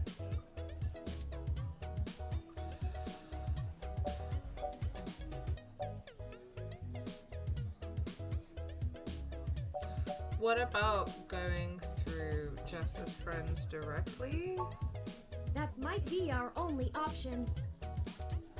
Though, last time we had to have Jess vouch for us so we wouldn't get sold for parts. Well, I'd get sold for parts. I don't know about you. Can you even use human parts for anything? Sure can. Regardless, we might have to chance it. I hope you can ask around without drawing too much attention to us. Oh, come on. Okay, okay, the two of you are killing me here. Go on, Gus. You were holding something back. Look, don't tell Majid about this. But here. Carjacking device? What is this, Gus? It's an automated vehicle maintenance scanner with a few less than standard upgrades. When you circumvent its security codes, you can use it to scan a car's installed firmware and replace it with a new set that will spoof its presence on the city's network. Oh my gosh. That's the gist of it, but we don't have time to get into any specifics. You need to get the hell out of here with that before Majid gets back. Look, Majid has done a lot to turn his life around, to turn my life around. Be gay, do crimes. I really respect that about him, and it's part of why I fell in love with him. He did what I was never able to. That's how we met, you know? That old rough and tumble life we both led. But when Stardust struggled and needed money fast, I had to get back in the game to keep us afloat for a few years. I told him it was all angel loans, donations from patrons, lots of things. He'd be heartbroken if he found out I'm still in the game. You should probably be honest with your partner. Like, just saying. I had to do whatever I could to keep our new life, even if only one of us is really living it. I may as well give this thing to someone who wants to use it for good, too. I can't tell you how much we appreciate this, Gus. We might finally be on our way to solving this mystery. Yeah, well, you didn't get it from me, okay? Just get out of here and get on with your little Grand Theft Auto. And let me know how it goes, okay? Thanks, Gus. Of course. But just for the record, I do think that you should tell your partner. Here's your drink. Huh. Actually did it, huh? Yeah. Well, you scored a point. But don't think I don't have enough cuties around who can handle that. You've got more important things to be doing. Get a move on. You're right, you're correct. I just, like, didn't want you to have something to hold against me. Well, now I think we're cooking with gas, as the colloquialism goes. But Macbeth. I'm searching the mesh for instructions on how to use this device as we speak. Let's go look for some likely candidates. I should be ready by then.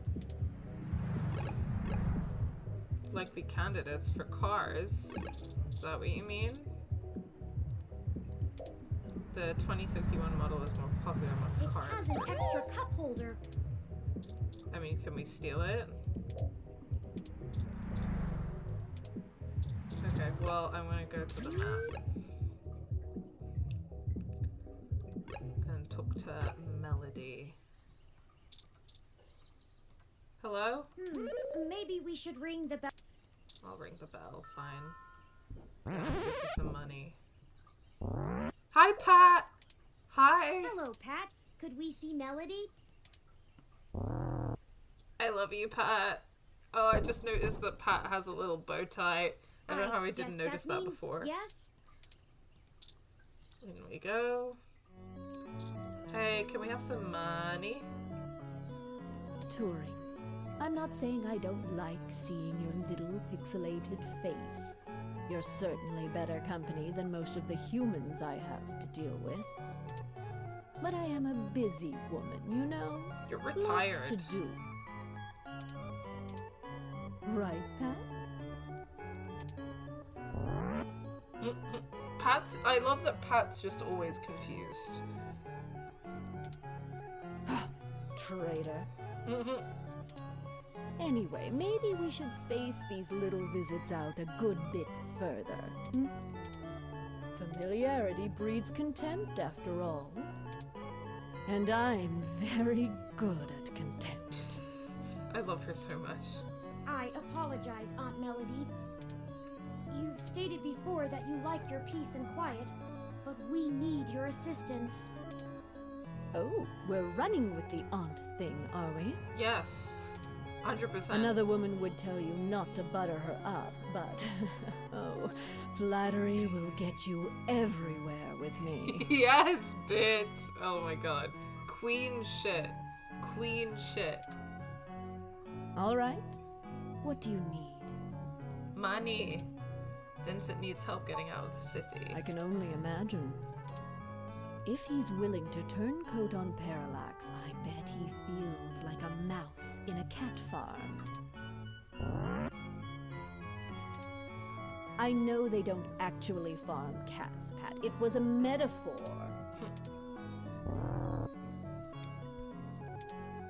Whatever, it was a simile then.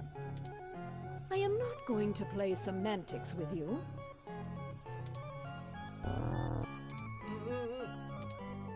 Moving on. Tell me what the trouble is, and I'll try to conjure up a solution. She speaks bear. Of course she speaks bear. There's nothing she can't do. We're going to need to pay for the information.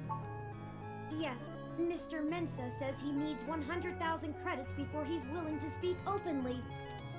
He also said that you already promised it to him, and that he won't be able to get out of the city without it. He'll give us the information once we have that, plus a few other things I'm certain we can get on our own. What? You can't even scrape together that kind of money? Okay, you're like filthy fucking rich, and I'm a poor journalist. Your friend's not much of a journalist, eh, Turing? According to the statistics that I have found, it is unlikely that a journalist of any caliber less than the best would have that amount of liquid assets on hand. The pay for the profession just isn't that high, Aunt Melody. Oh, I see. I guess it's one of those jobs people do because they get free review merchandise, eh?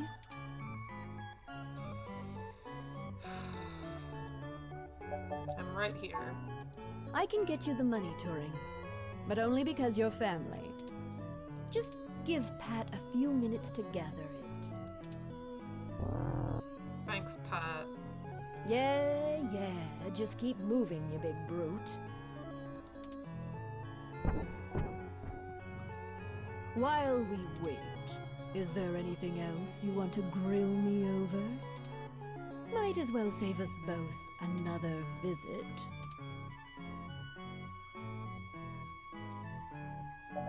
Maybe Turing has something to ask?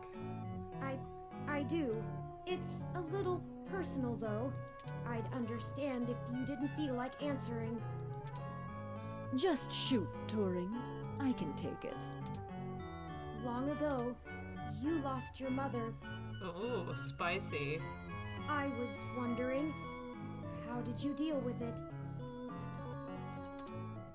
Hayden's only been gone for a few days, and I already feel like my circuits are going to lock up for good. Oh, Turing, I'm not the right person to ask. I hated my mother. She's everything I thought wrong in the world, and when she was gone, I felt nothing but relief that I could start undoing the damage she did. Never mind the fact I had to watch her waste away from the cancer. Death was a blessing for us both. Besides, you'll find Hayden soon. Keep your chin up. Oh, he's dead. Oh. Blast it! Enough with this subterfuge! Okay, Turing's gonna tell her. We already know Hayden was killed. Oh, no. I won't be getting him back. I'm sorry, Turing. I still don't know what to tell you. I've lost people, but never anyone close enough to wound me. I don't know that I've ever had anyone close enough to do that. Her little animation of like pulling at her hair is so funny. Sorry, bad timing to make fun of that because emotional things are happening, but if you feel like talking about it, I'm willing to listen. Or make Pat do it anyway. I'd happily Thank talk you. to Pat about my feelings. I don't know. Stick it out. Time heals all wounds. Or so they say. This too shall pass.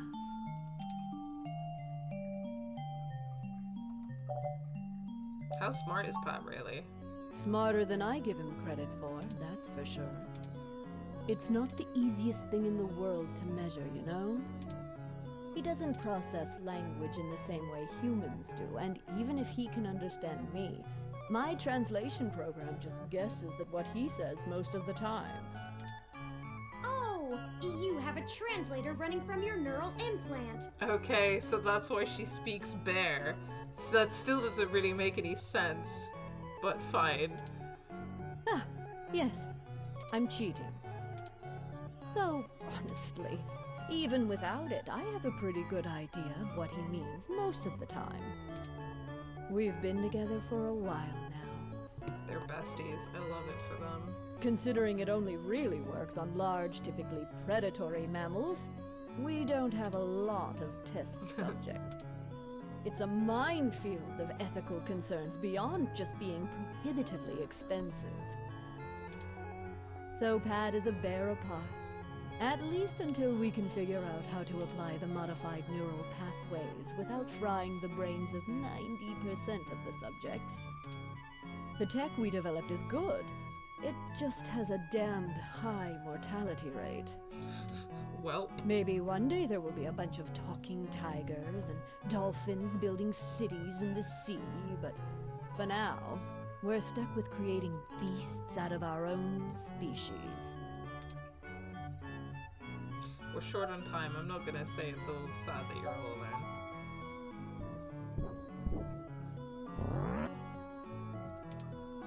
Oh, just in time then. Take the cash and get moving. Thanks. I can finally get back to whatever it was I was doing before. Thank you, Aunt Melody. Your help has been invaluable to us. Yes, yes. Brown nose later. You've got things to do too. We do indeed. I did not think I would feel such a strong resonance with Melody. We're connected by the barest of threads, but she is already important to me. Love that for you, Is Turing. that strange? No. There are stranger things. I guess there's nothing to do but run with it. Some gifts are too valuable to look at too closely, lest they vanish into thin air, and I already have a penchant for overanalyzing things. Let's get moving. We still have things to do before we can meet back up with Mr. Mensa. Just have to get the car, right? Detective Rivers! Oh, to what fuck. do we owe the pleasure? Shit. I wanted to check in with you away from the prying eyes of my corporate masters. I would really prefer not to talk to you, Lexi. It wasn't too hard to track you down here. Only took a slight abuse of power to follow your credit transactions in the AutoCAD system. Were you able to find anything out? Not much. Listen, I've hit a dead end on the investigation again, and I could really use another lead from the two of you. I don't want to do that. I had been busy hunting down I'm not sure if I want to call him a soldier of fortune or an assassin for hire. Either way, I tracked this guy down to see if he might have been hired by Parallax to snatch Hayden, but he's got an ironclad alibi for the relevant period of time.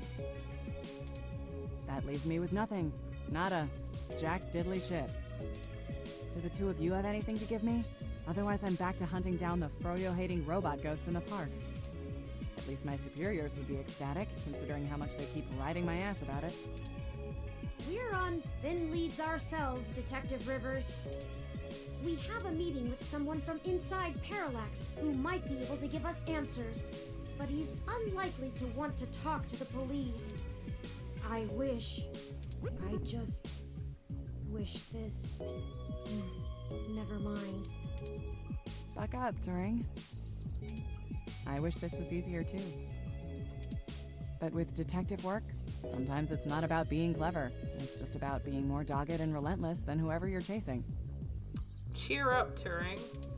You two are my new deputies, right? Just cheer up.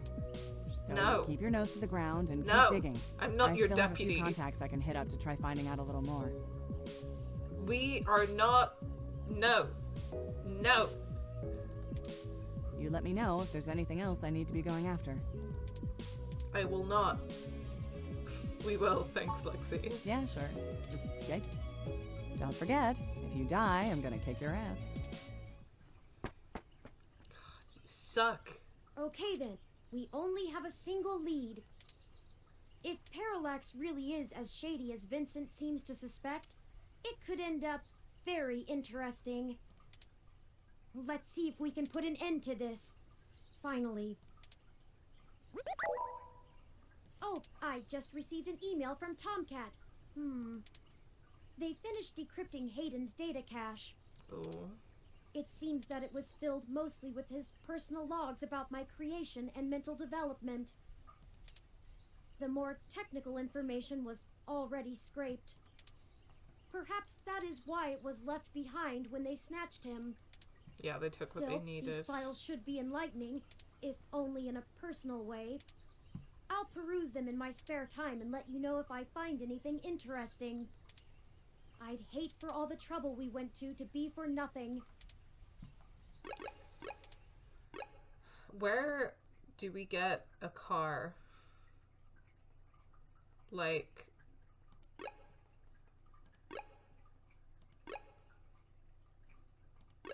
I guess... They look like there are some cars there.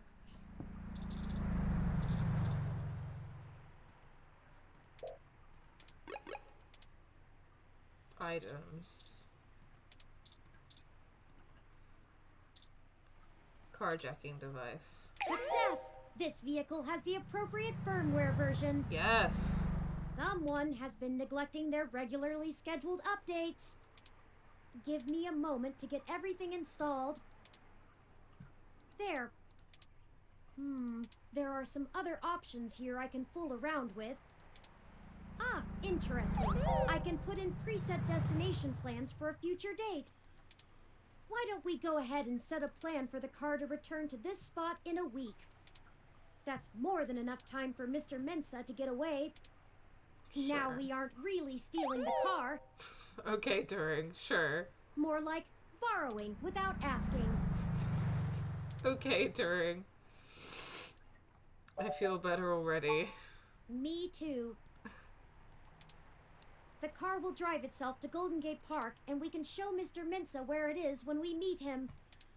There. Okay. Everything should be set up now. We have everything.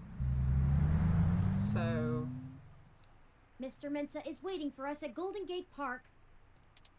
We have everything he requested, so we should head back there directly. Okay, cool. I'm gonna do that, and then we should be able to wrap up the chapter. So let's go!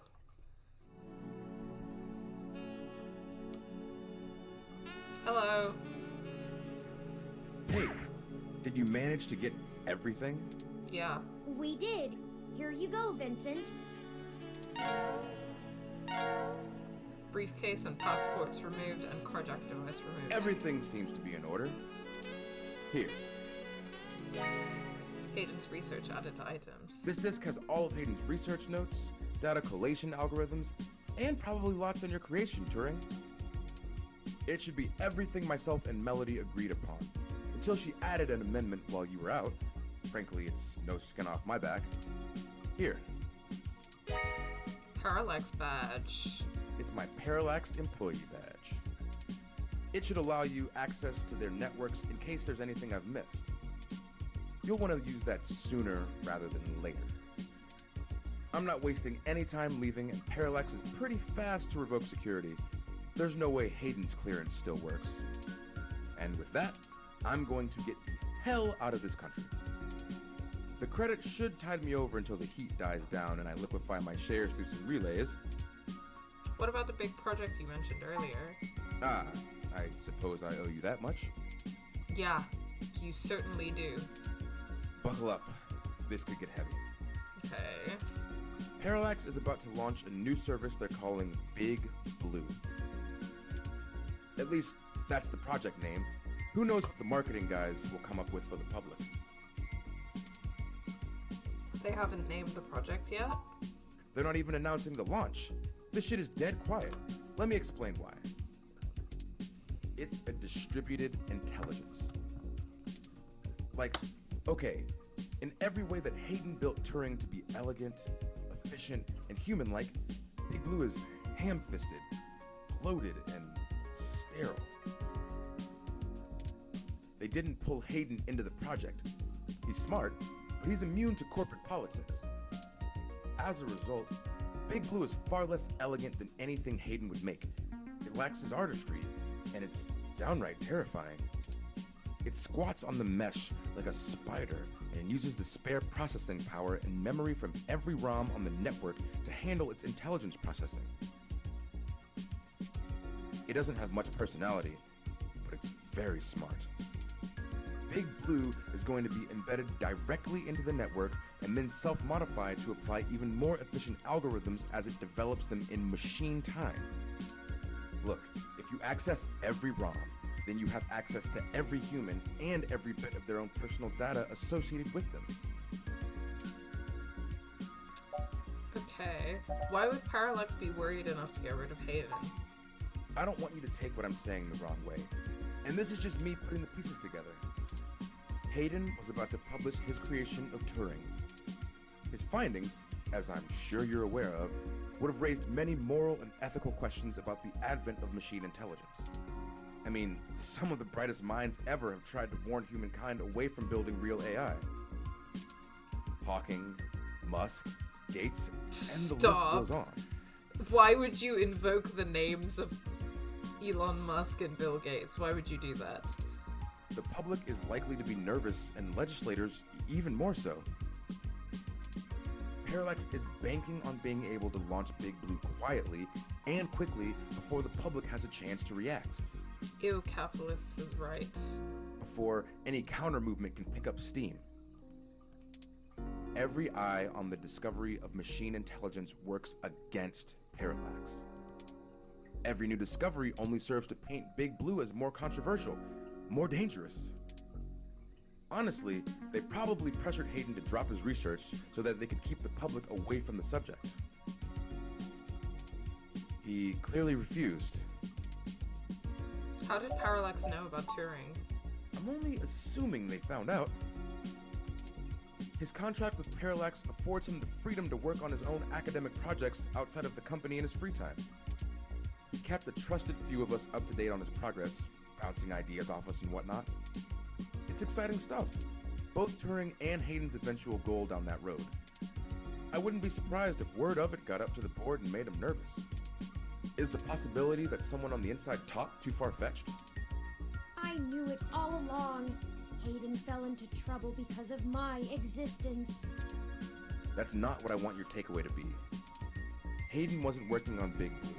Knowing him, your creation might have been his clever way to stop it. How will Big Blue impact Parallax's business? I can't really give you a good answer to that. I mean, the company is currently handled by a dozen server farms, running thousands of different algorithms with hundreds of people tweaking things every day. When Big Blue launches, it'll handle all of that, by itself. And there are shadier applications for it. Oh dear. I mean, if you can collate and analyze data and queries in the mesh in real time, what's to stop you from delivering the content you want rather than what the user wants? The potential for abuse is staggering. We're talking direct control of the information accessible to everyone who uses Parallax's services. That's something like 80% of the market. They could control elections, push the market in directions they want, oh my God. Even influence wow, public opinion. Can you believe that?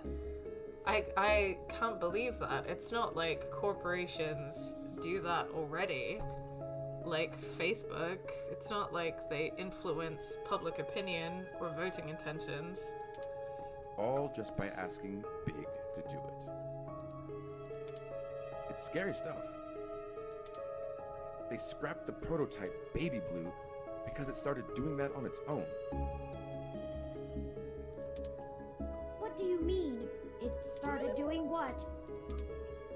manipulating the mesh. They made its self-preservation imperatives too strong, and Baby Blue started changing search results to be more friendly towards the idea of an AI. When the board found out, they pulled the plug on it. And that must have been a year or so ago.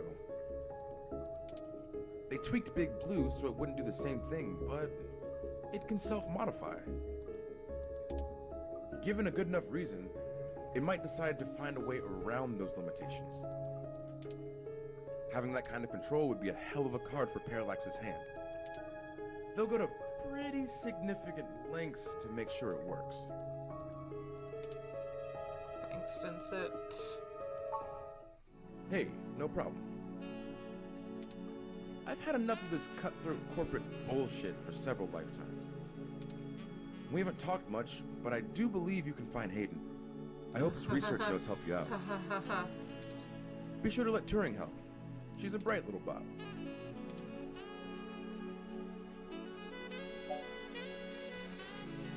Oh, okay. We're discussing pronouns. I have been using he, they pronouns for Turing. The only, like, for what reason, I could not tell you. I wish that it was something that we could ask Turing. And I think I've only heard people refer to Turing with they pronouns up until this moment, which is interesting. But you call Turing she?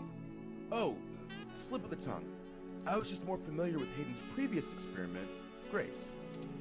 She was very insistent on things like that. Oh yeah, we did talk with Turing about gender, right? But we didn't like necessarily get the chance to ask like, oh, what pronouns do you want to use? But Turing said something about like not feeling strongly about gender, whereas Grace used to feel very strongly that she was a girl. I've been meaning to ask Turing since you asked me, how would you like to be addressed? Finally! Okay, here we go. Well, honestly, I don't think I've made my mind up yet. I'm still a very new being.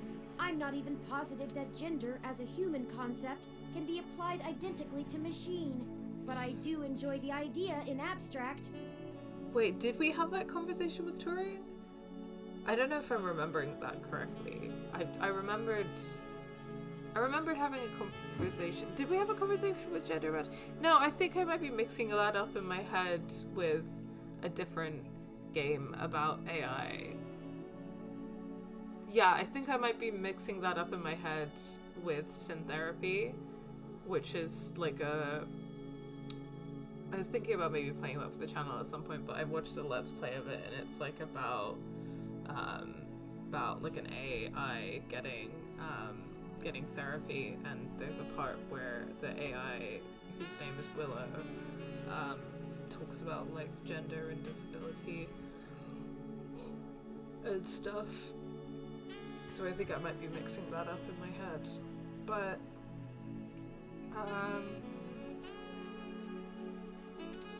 I will continue to consider how I wish to be referred to as well.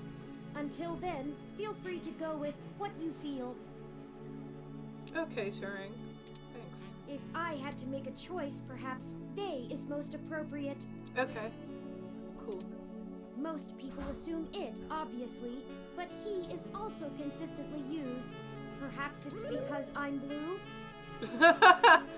Maybe that is why I used he pronouns. Oh my god. I'm listening to a machine postulate on how it wants to be referred to, like us. Yeah, it's an AI. They're an AI.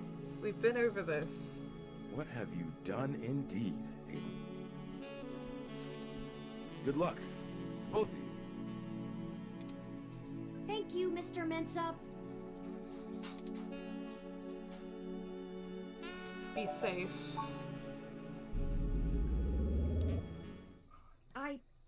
I need a few minutes.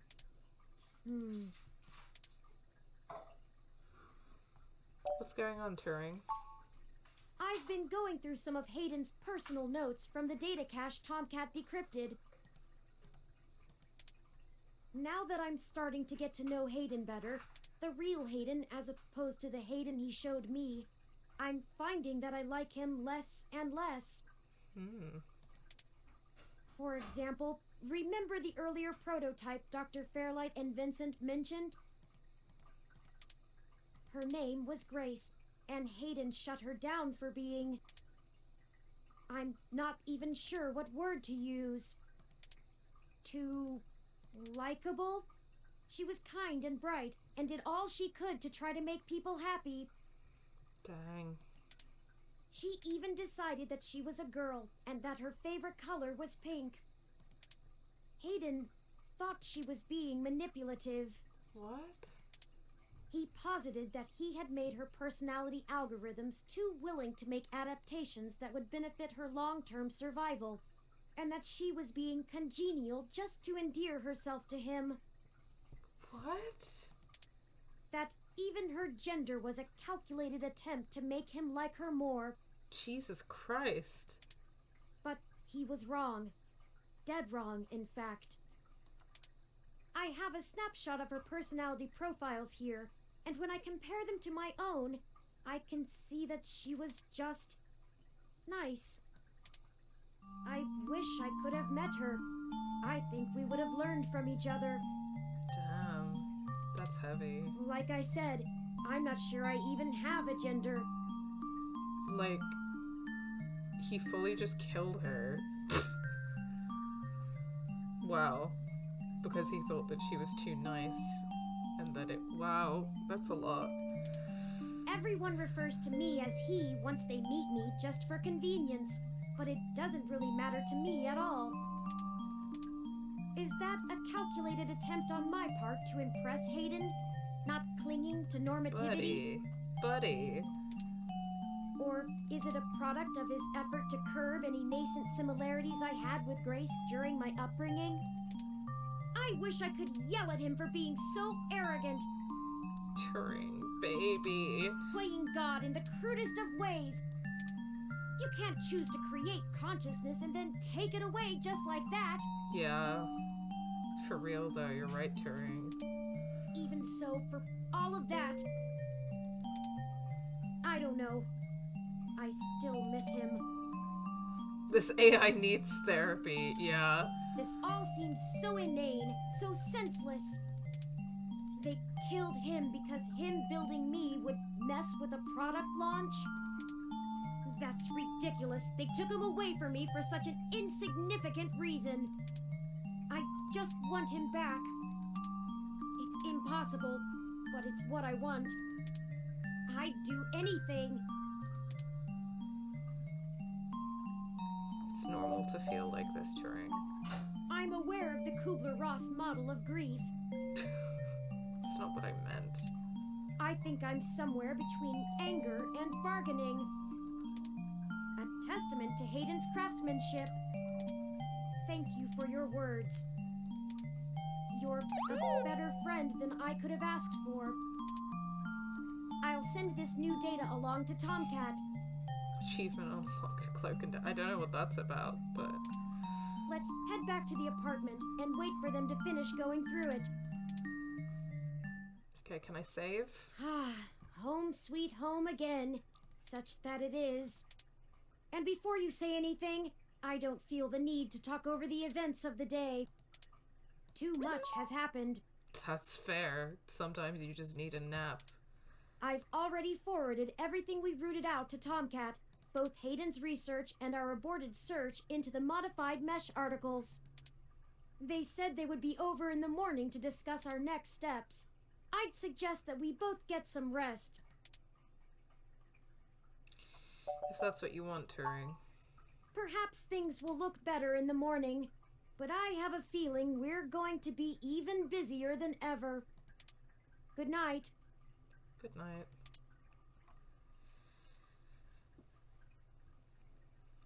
Okay, well that is the end of the chapter. I would like to save.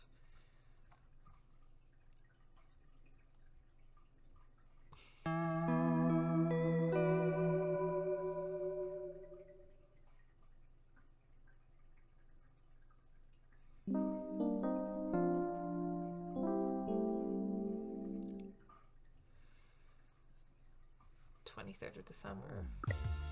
Rise and shine, you sleepy layabouts. We've got a whole crop of things to do and not a lot of time to get them done. Wait, how did you get into my apartment? Hardly had to blink to crack your door. Did you know that it's just a knockoff of the SecuGate M-14723 Why'd you make the entry code the birthday of your first dog anyway? That's what I asked. Anyhow, I felt a little silly when I realized your window was propped open and I could have just used that. Huh, deja vu! Y'all should be more careful about that. Though, I can't blame you much. Climate control in here seems a bit lacking in the stamina department. I get it, my home sucks. Can we get back on track? No worries, doll. What have you learned from the files we sent you? Nothing all that new, to be honest. All the files we got from that Vincent fella just covered what we already knew in greater detail. There is one thing that stands out, though. At least from what I've read so far. Oh? Yeah. See, Hayden's long-term goal wasn't to make a machine intelligence per se, right? Don't take it the wrong way, Turing. You might even already be aware of this after talking to folks involved in your creation. Hayden wanted to make a machine system that could contain human-like intelligence. Sorry. Yeah, we already knew that. And even just from his notes, his programming work is, well, it's something else. Elegant. Artful. I'm just a kid banging on pots and pans compared to him. Looking at his notes about my interfacing between your AI core and the Lips OS, I barely managed to duct tape the two together at a level he'd approve of. But I think I'm getting off track here. What I'm trying to say is, he didn't write your code, Turing. No one did. Hayden wrote a program that automatically generates a new machine intelligence based off of the hardware profiles the system is installed on. Melody mentioned something about that. What does that mean?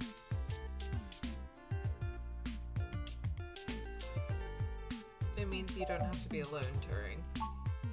Exactly. Assuming we can get our hands on Turing's original source code, we could generate new machine intelligences as we please. You wouldn't be the only one anymore, Turing. Oh. Okay. Turing's like, I don't know how you expect me to process that information. Yeah, it's kind of a big deal. I hardly know what to say. But once you consider the stuff I found in the research, it gets a damn sight more complicated. Stuff about Big Blue and Parallax's planned launch. Vincent speculated that Hayden's research into me would have interfered with the launch. And that's why they... Turing. That's why someone had him killed. The potential for wrongdoing with an AI like Big Blue is almost beyond belief. Even if I don't go into all the crooked shit the people running Parallax could pull off with it. I mean, you're built different, Turing. Your personality profile would degrade pretty quickly outside your original hardware, so we don't gotta worry too much about you going haywire, right? But Big Blue ain't got that limitation. If it decides to go off the rails, well, we'd be screwed faster than a rabbit in spring. Good and proper. How likely is that? I'd say it's inevitable. Guaranteed. In fact... This is some, like, end-of-the-world shit that we have to in a sense, it's stop from happening. already happened. Wait, what? What? Their prototype build. Baby Blue. I'm almost certain it's loose on the mesh. The research notes on the project show clearly and with certainty. Oh, do you think that has something to do with the articles? That the test AI was shut down once it tried fiddling with the data on the meshnet in the hope that it would increase its chances of survival. I guess it didn't think that doing scary shit like that would get it turned off. But that was almost a year ago. Vincent told us about all of this too. Well, I think Baby Blue is the bugger that was changing all those articles on the mesh to be pro-parallax or at least anti-human revolution. Do you think Baby Blue had anything to do with the attacks on Nanya, Shitaro, Charlie, and Zin? I don't know. We can't rightly rule it out.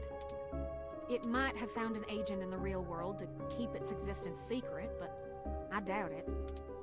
Killing people is messy as hell, and it runs against its apparent goal of convincing the public that AI ain't scary. I think we have a third party trying to clean it all up. And my money is on someone from Parallax. Whoever took out Hayden, I'll bet they're in full damage control mode now. We already know they don't care who gets hurt.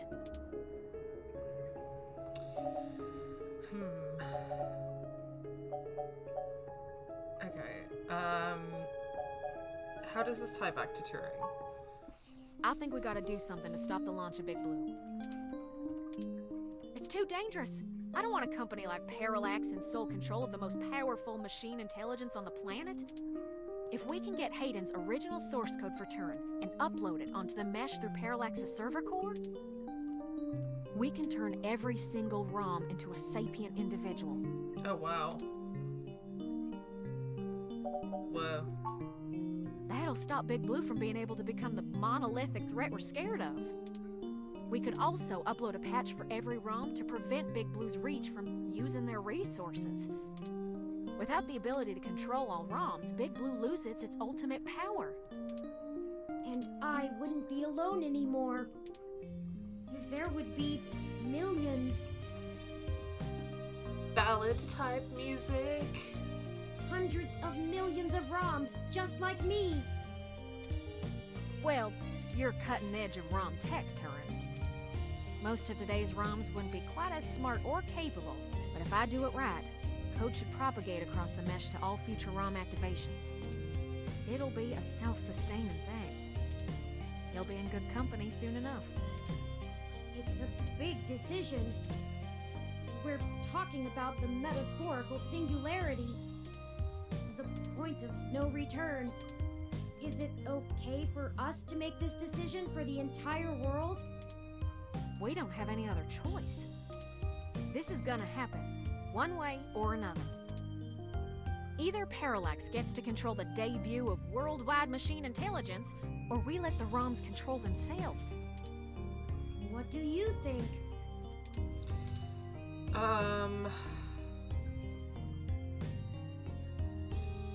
Up to you, Turing. Only you know if the world is ready. I'm not sure I'm up for that kind of responsibility. But I think that even if it is a shock for the world, there's no time like the present. Despite all the political back and forth over hybrids and brain-controlled androids, the world is becoming more and more comfortable with the idea of non-human people. If we let Parallax dictate how the very first machine intelligence is introduced, who knows how long it'll be before an AI like me can be integrated into society normally. Well, whether the world is ready for AI or not, we're here to stay. Sorry. It's just a little bit funny. Talking about like integrating AI into society and being like, whether the world is ready for us or not, we're here to stay. It's pretty liberal. I might as well throw my chips in for my own side. Let's do this. On our terms, not theirs. Yes. Ha! I love nothing more than a little anarchy. It does have a certain poetic justice, does it not? Parallax removed Hayden to protect their project from his creation, and now I, his creation, will bring just for the truth. Perhaps after all ROMs are sapient, I will be able to convince them to cut off Parallax's access to the mesh as a data collection tool entirely. Paying them back double indeed. I like the way you think, Turing. First things first, we need to get our hands on Turing's source code. The research notes we've gotten so far are helpful, and it's given me an idea how to spread a little bit of Turing all over the place, but they don't actually have Hayden's programs. I can't replicate them myself, so we'll have to steal them. Thankfully, we have the best hacker in Neo-SF right here. Don't you make me blush now. We can get the source code from one of Parallax's secondary data centers. It's probably stored in a couple of different places, but I already have one in mind. I've done a little groundwork already, but I'm gonna need physical access to do my thing. Yeah, we can do that for you. You're a peach, hun. I've got a couple of ideas on how to get y'all in, but I think we're gonna need to mostly play it by ear. We should do it soon, though. Guard shift don't change until 8 when the office opens, so you'll be sleepy and distracted. Once y'all have done that, I think I can incorporate the code into a custom firmware update that'll wake any ROM it's installed on. We'll have to upload it, physically, to Parallax's main server farm. And that's on Treasure Island. From there, the ROMs will install like a normal patch from the company. So don't set anything on fire right away, you hear? It'll be a pain to get into the main complex otherwise. That sounds like a workable plan. I hope you don't mind if I take a short walk, Tom. I know I gave the go-ahead on this, but I still need to think of Yeah, that's fine. I actually would really love this conversation to end so that I can save the game. Sure thing, doll. I'll hash out a rough plan by the time you get back. Call us if you need anything. Bye, Turing. Thank you. I won't be long. Oh my god, please. Please. Well, I guess I should say thanks for helping out. You're welcome. But I kind of need to get something off my chest. Oh my god. This is all well and interesting and fine, but I just would like to save the game. I wish it gave me the option to be like, okay, we're starting a new chapter. Do you want to save now? So that then I could be like, okay, I'll start the next chapter from the beginning next time I play. I'm actually glad Turing went out. They're a bit naive, and I'm not sure they'd really understand. Oh dear. There's enough shit to worry about without me piling more on top. I don't even know where to start. I guess at the beginning, take your time. The beginning. So, the truth is, I'm not from North Carolina. I only visited my gramps there. I'm California born and raised. Napa Valley.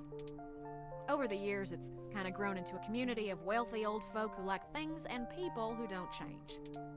My parents were no exception, and I was a little too different for their tastes. It was hard growing up with them. They never gave me too much hell, but things were tense, especially after my sister Catherine moved out. Eventually, she was set up securely in Neo-SF, and she offered to let me live with her until I got out of school. I think my parents were a little relieved to see me out. I was ecstatic to be free of them. I worshipped the ground my sister walked on. And that was before I found out what she did for a living.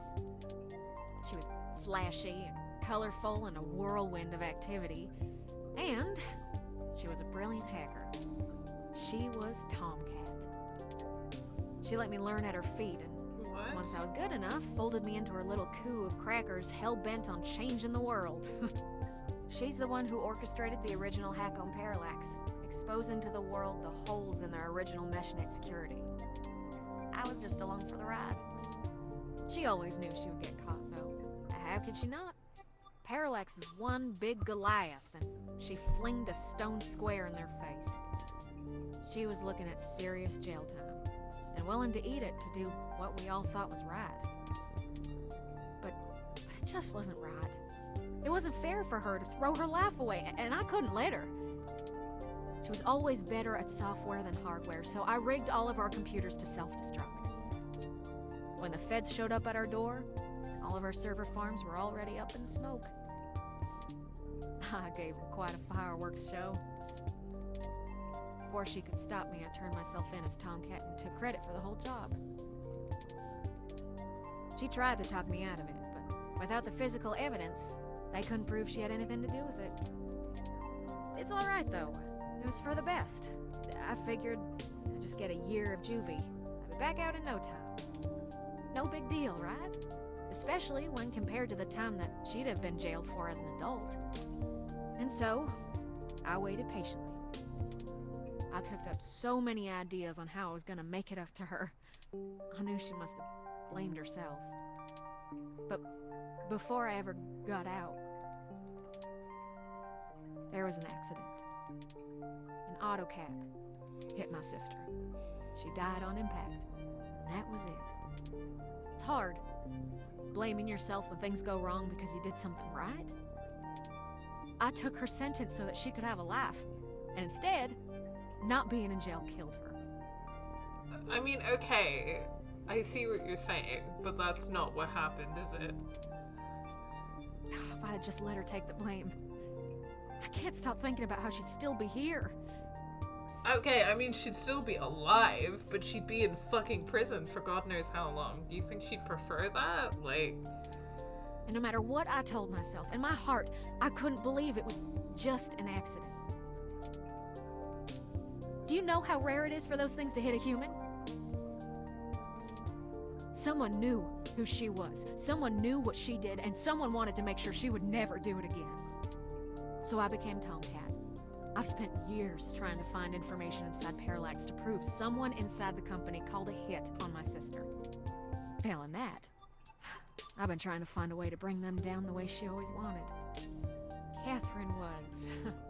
If you had met her, just for a moment, you would understand. She was everything I could ever want to be. But over time, that little bot has grown on me. Maybe you have too.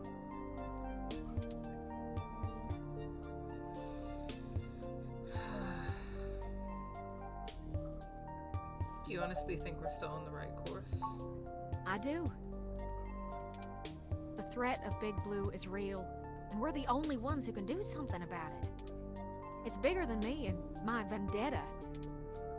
I just wanted to get that all off my chest. My sister, she'd smack me if she knew I've been holding this grudge. I'm trying to learn to forgive myself. Still, I won't let her go unavenged. We're so close to bringing them all to justice. I know she'd be proud. I know if she were here, she'd be right next to us, helping until the end. I've been carrying all this for so long, and I finally feel like I'm getting somewhere. Thanks for hearing me out. I hope we can really do this. Okay. Friends, this is all great and interesting, but I would really love to save the game now. I've returned. I'm ready. Good. We've wasted enough time already. I've marked the location of the data center on your map. Oh, for the love of God. Thank you. You'll have to go and get the source code mostly on your own, but I'll load on some programs that'll give you an edge. We'll do our best, Tomcat. But what happened to your accent? Oh, don't you worry about that. It comes and goes like a vagabond kitty. Lol. Get going, you two. I have lots of code to write and free a me. lot of data to download. Stay in touch. Of course, Tomcat. Thank you again. Don't worry about it, hon. We've all been hurt by Parallax. It's about time we hurt them back. Good luck. For the love of God. Yeah, can we...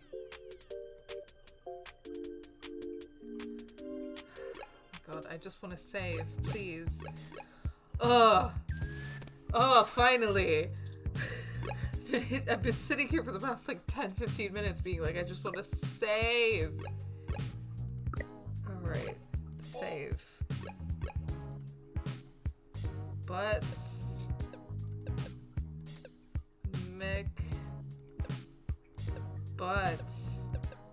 God, suffering.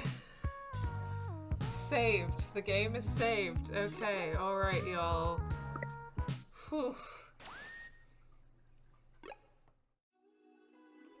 Thanks so much for watching this video. If you enjoyed it, please remember to give it a like and share your thoughts in the comments below. If you aren't already, remember to subscribe and hit that bell button to know when we upload next. On screen, you can find this whole playlist for this Let's Play, and you can find a link to our latest video essay. If you like what you see, consider supporting us on Patreon. The link to our Patreon is in the description of every video. Thanks again so much for watching, and until next time, take care.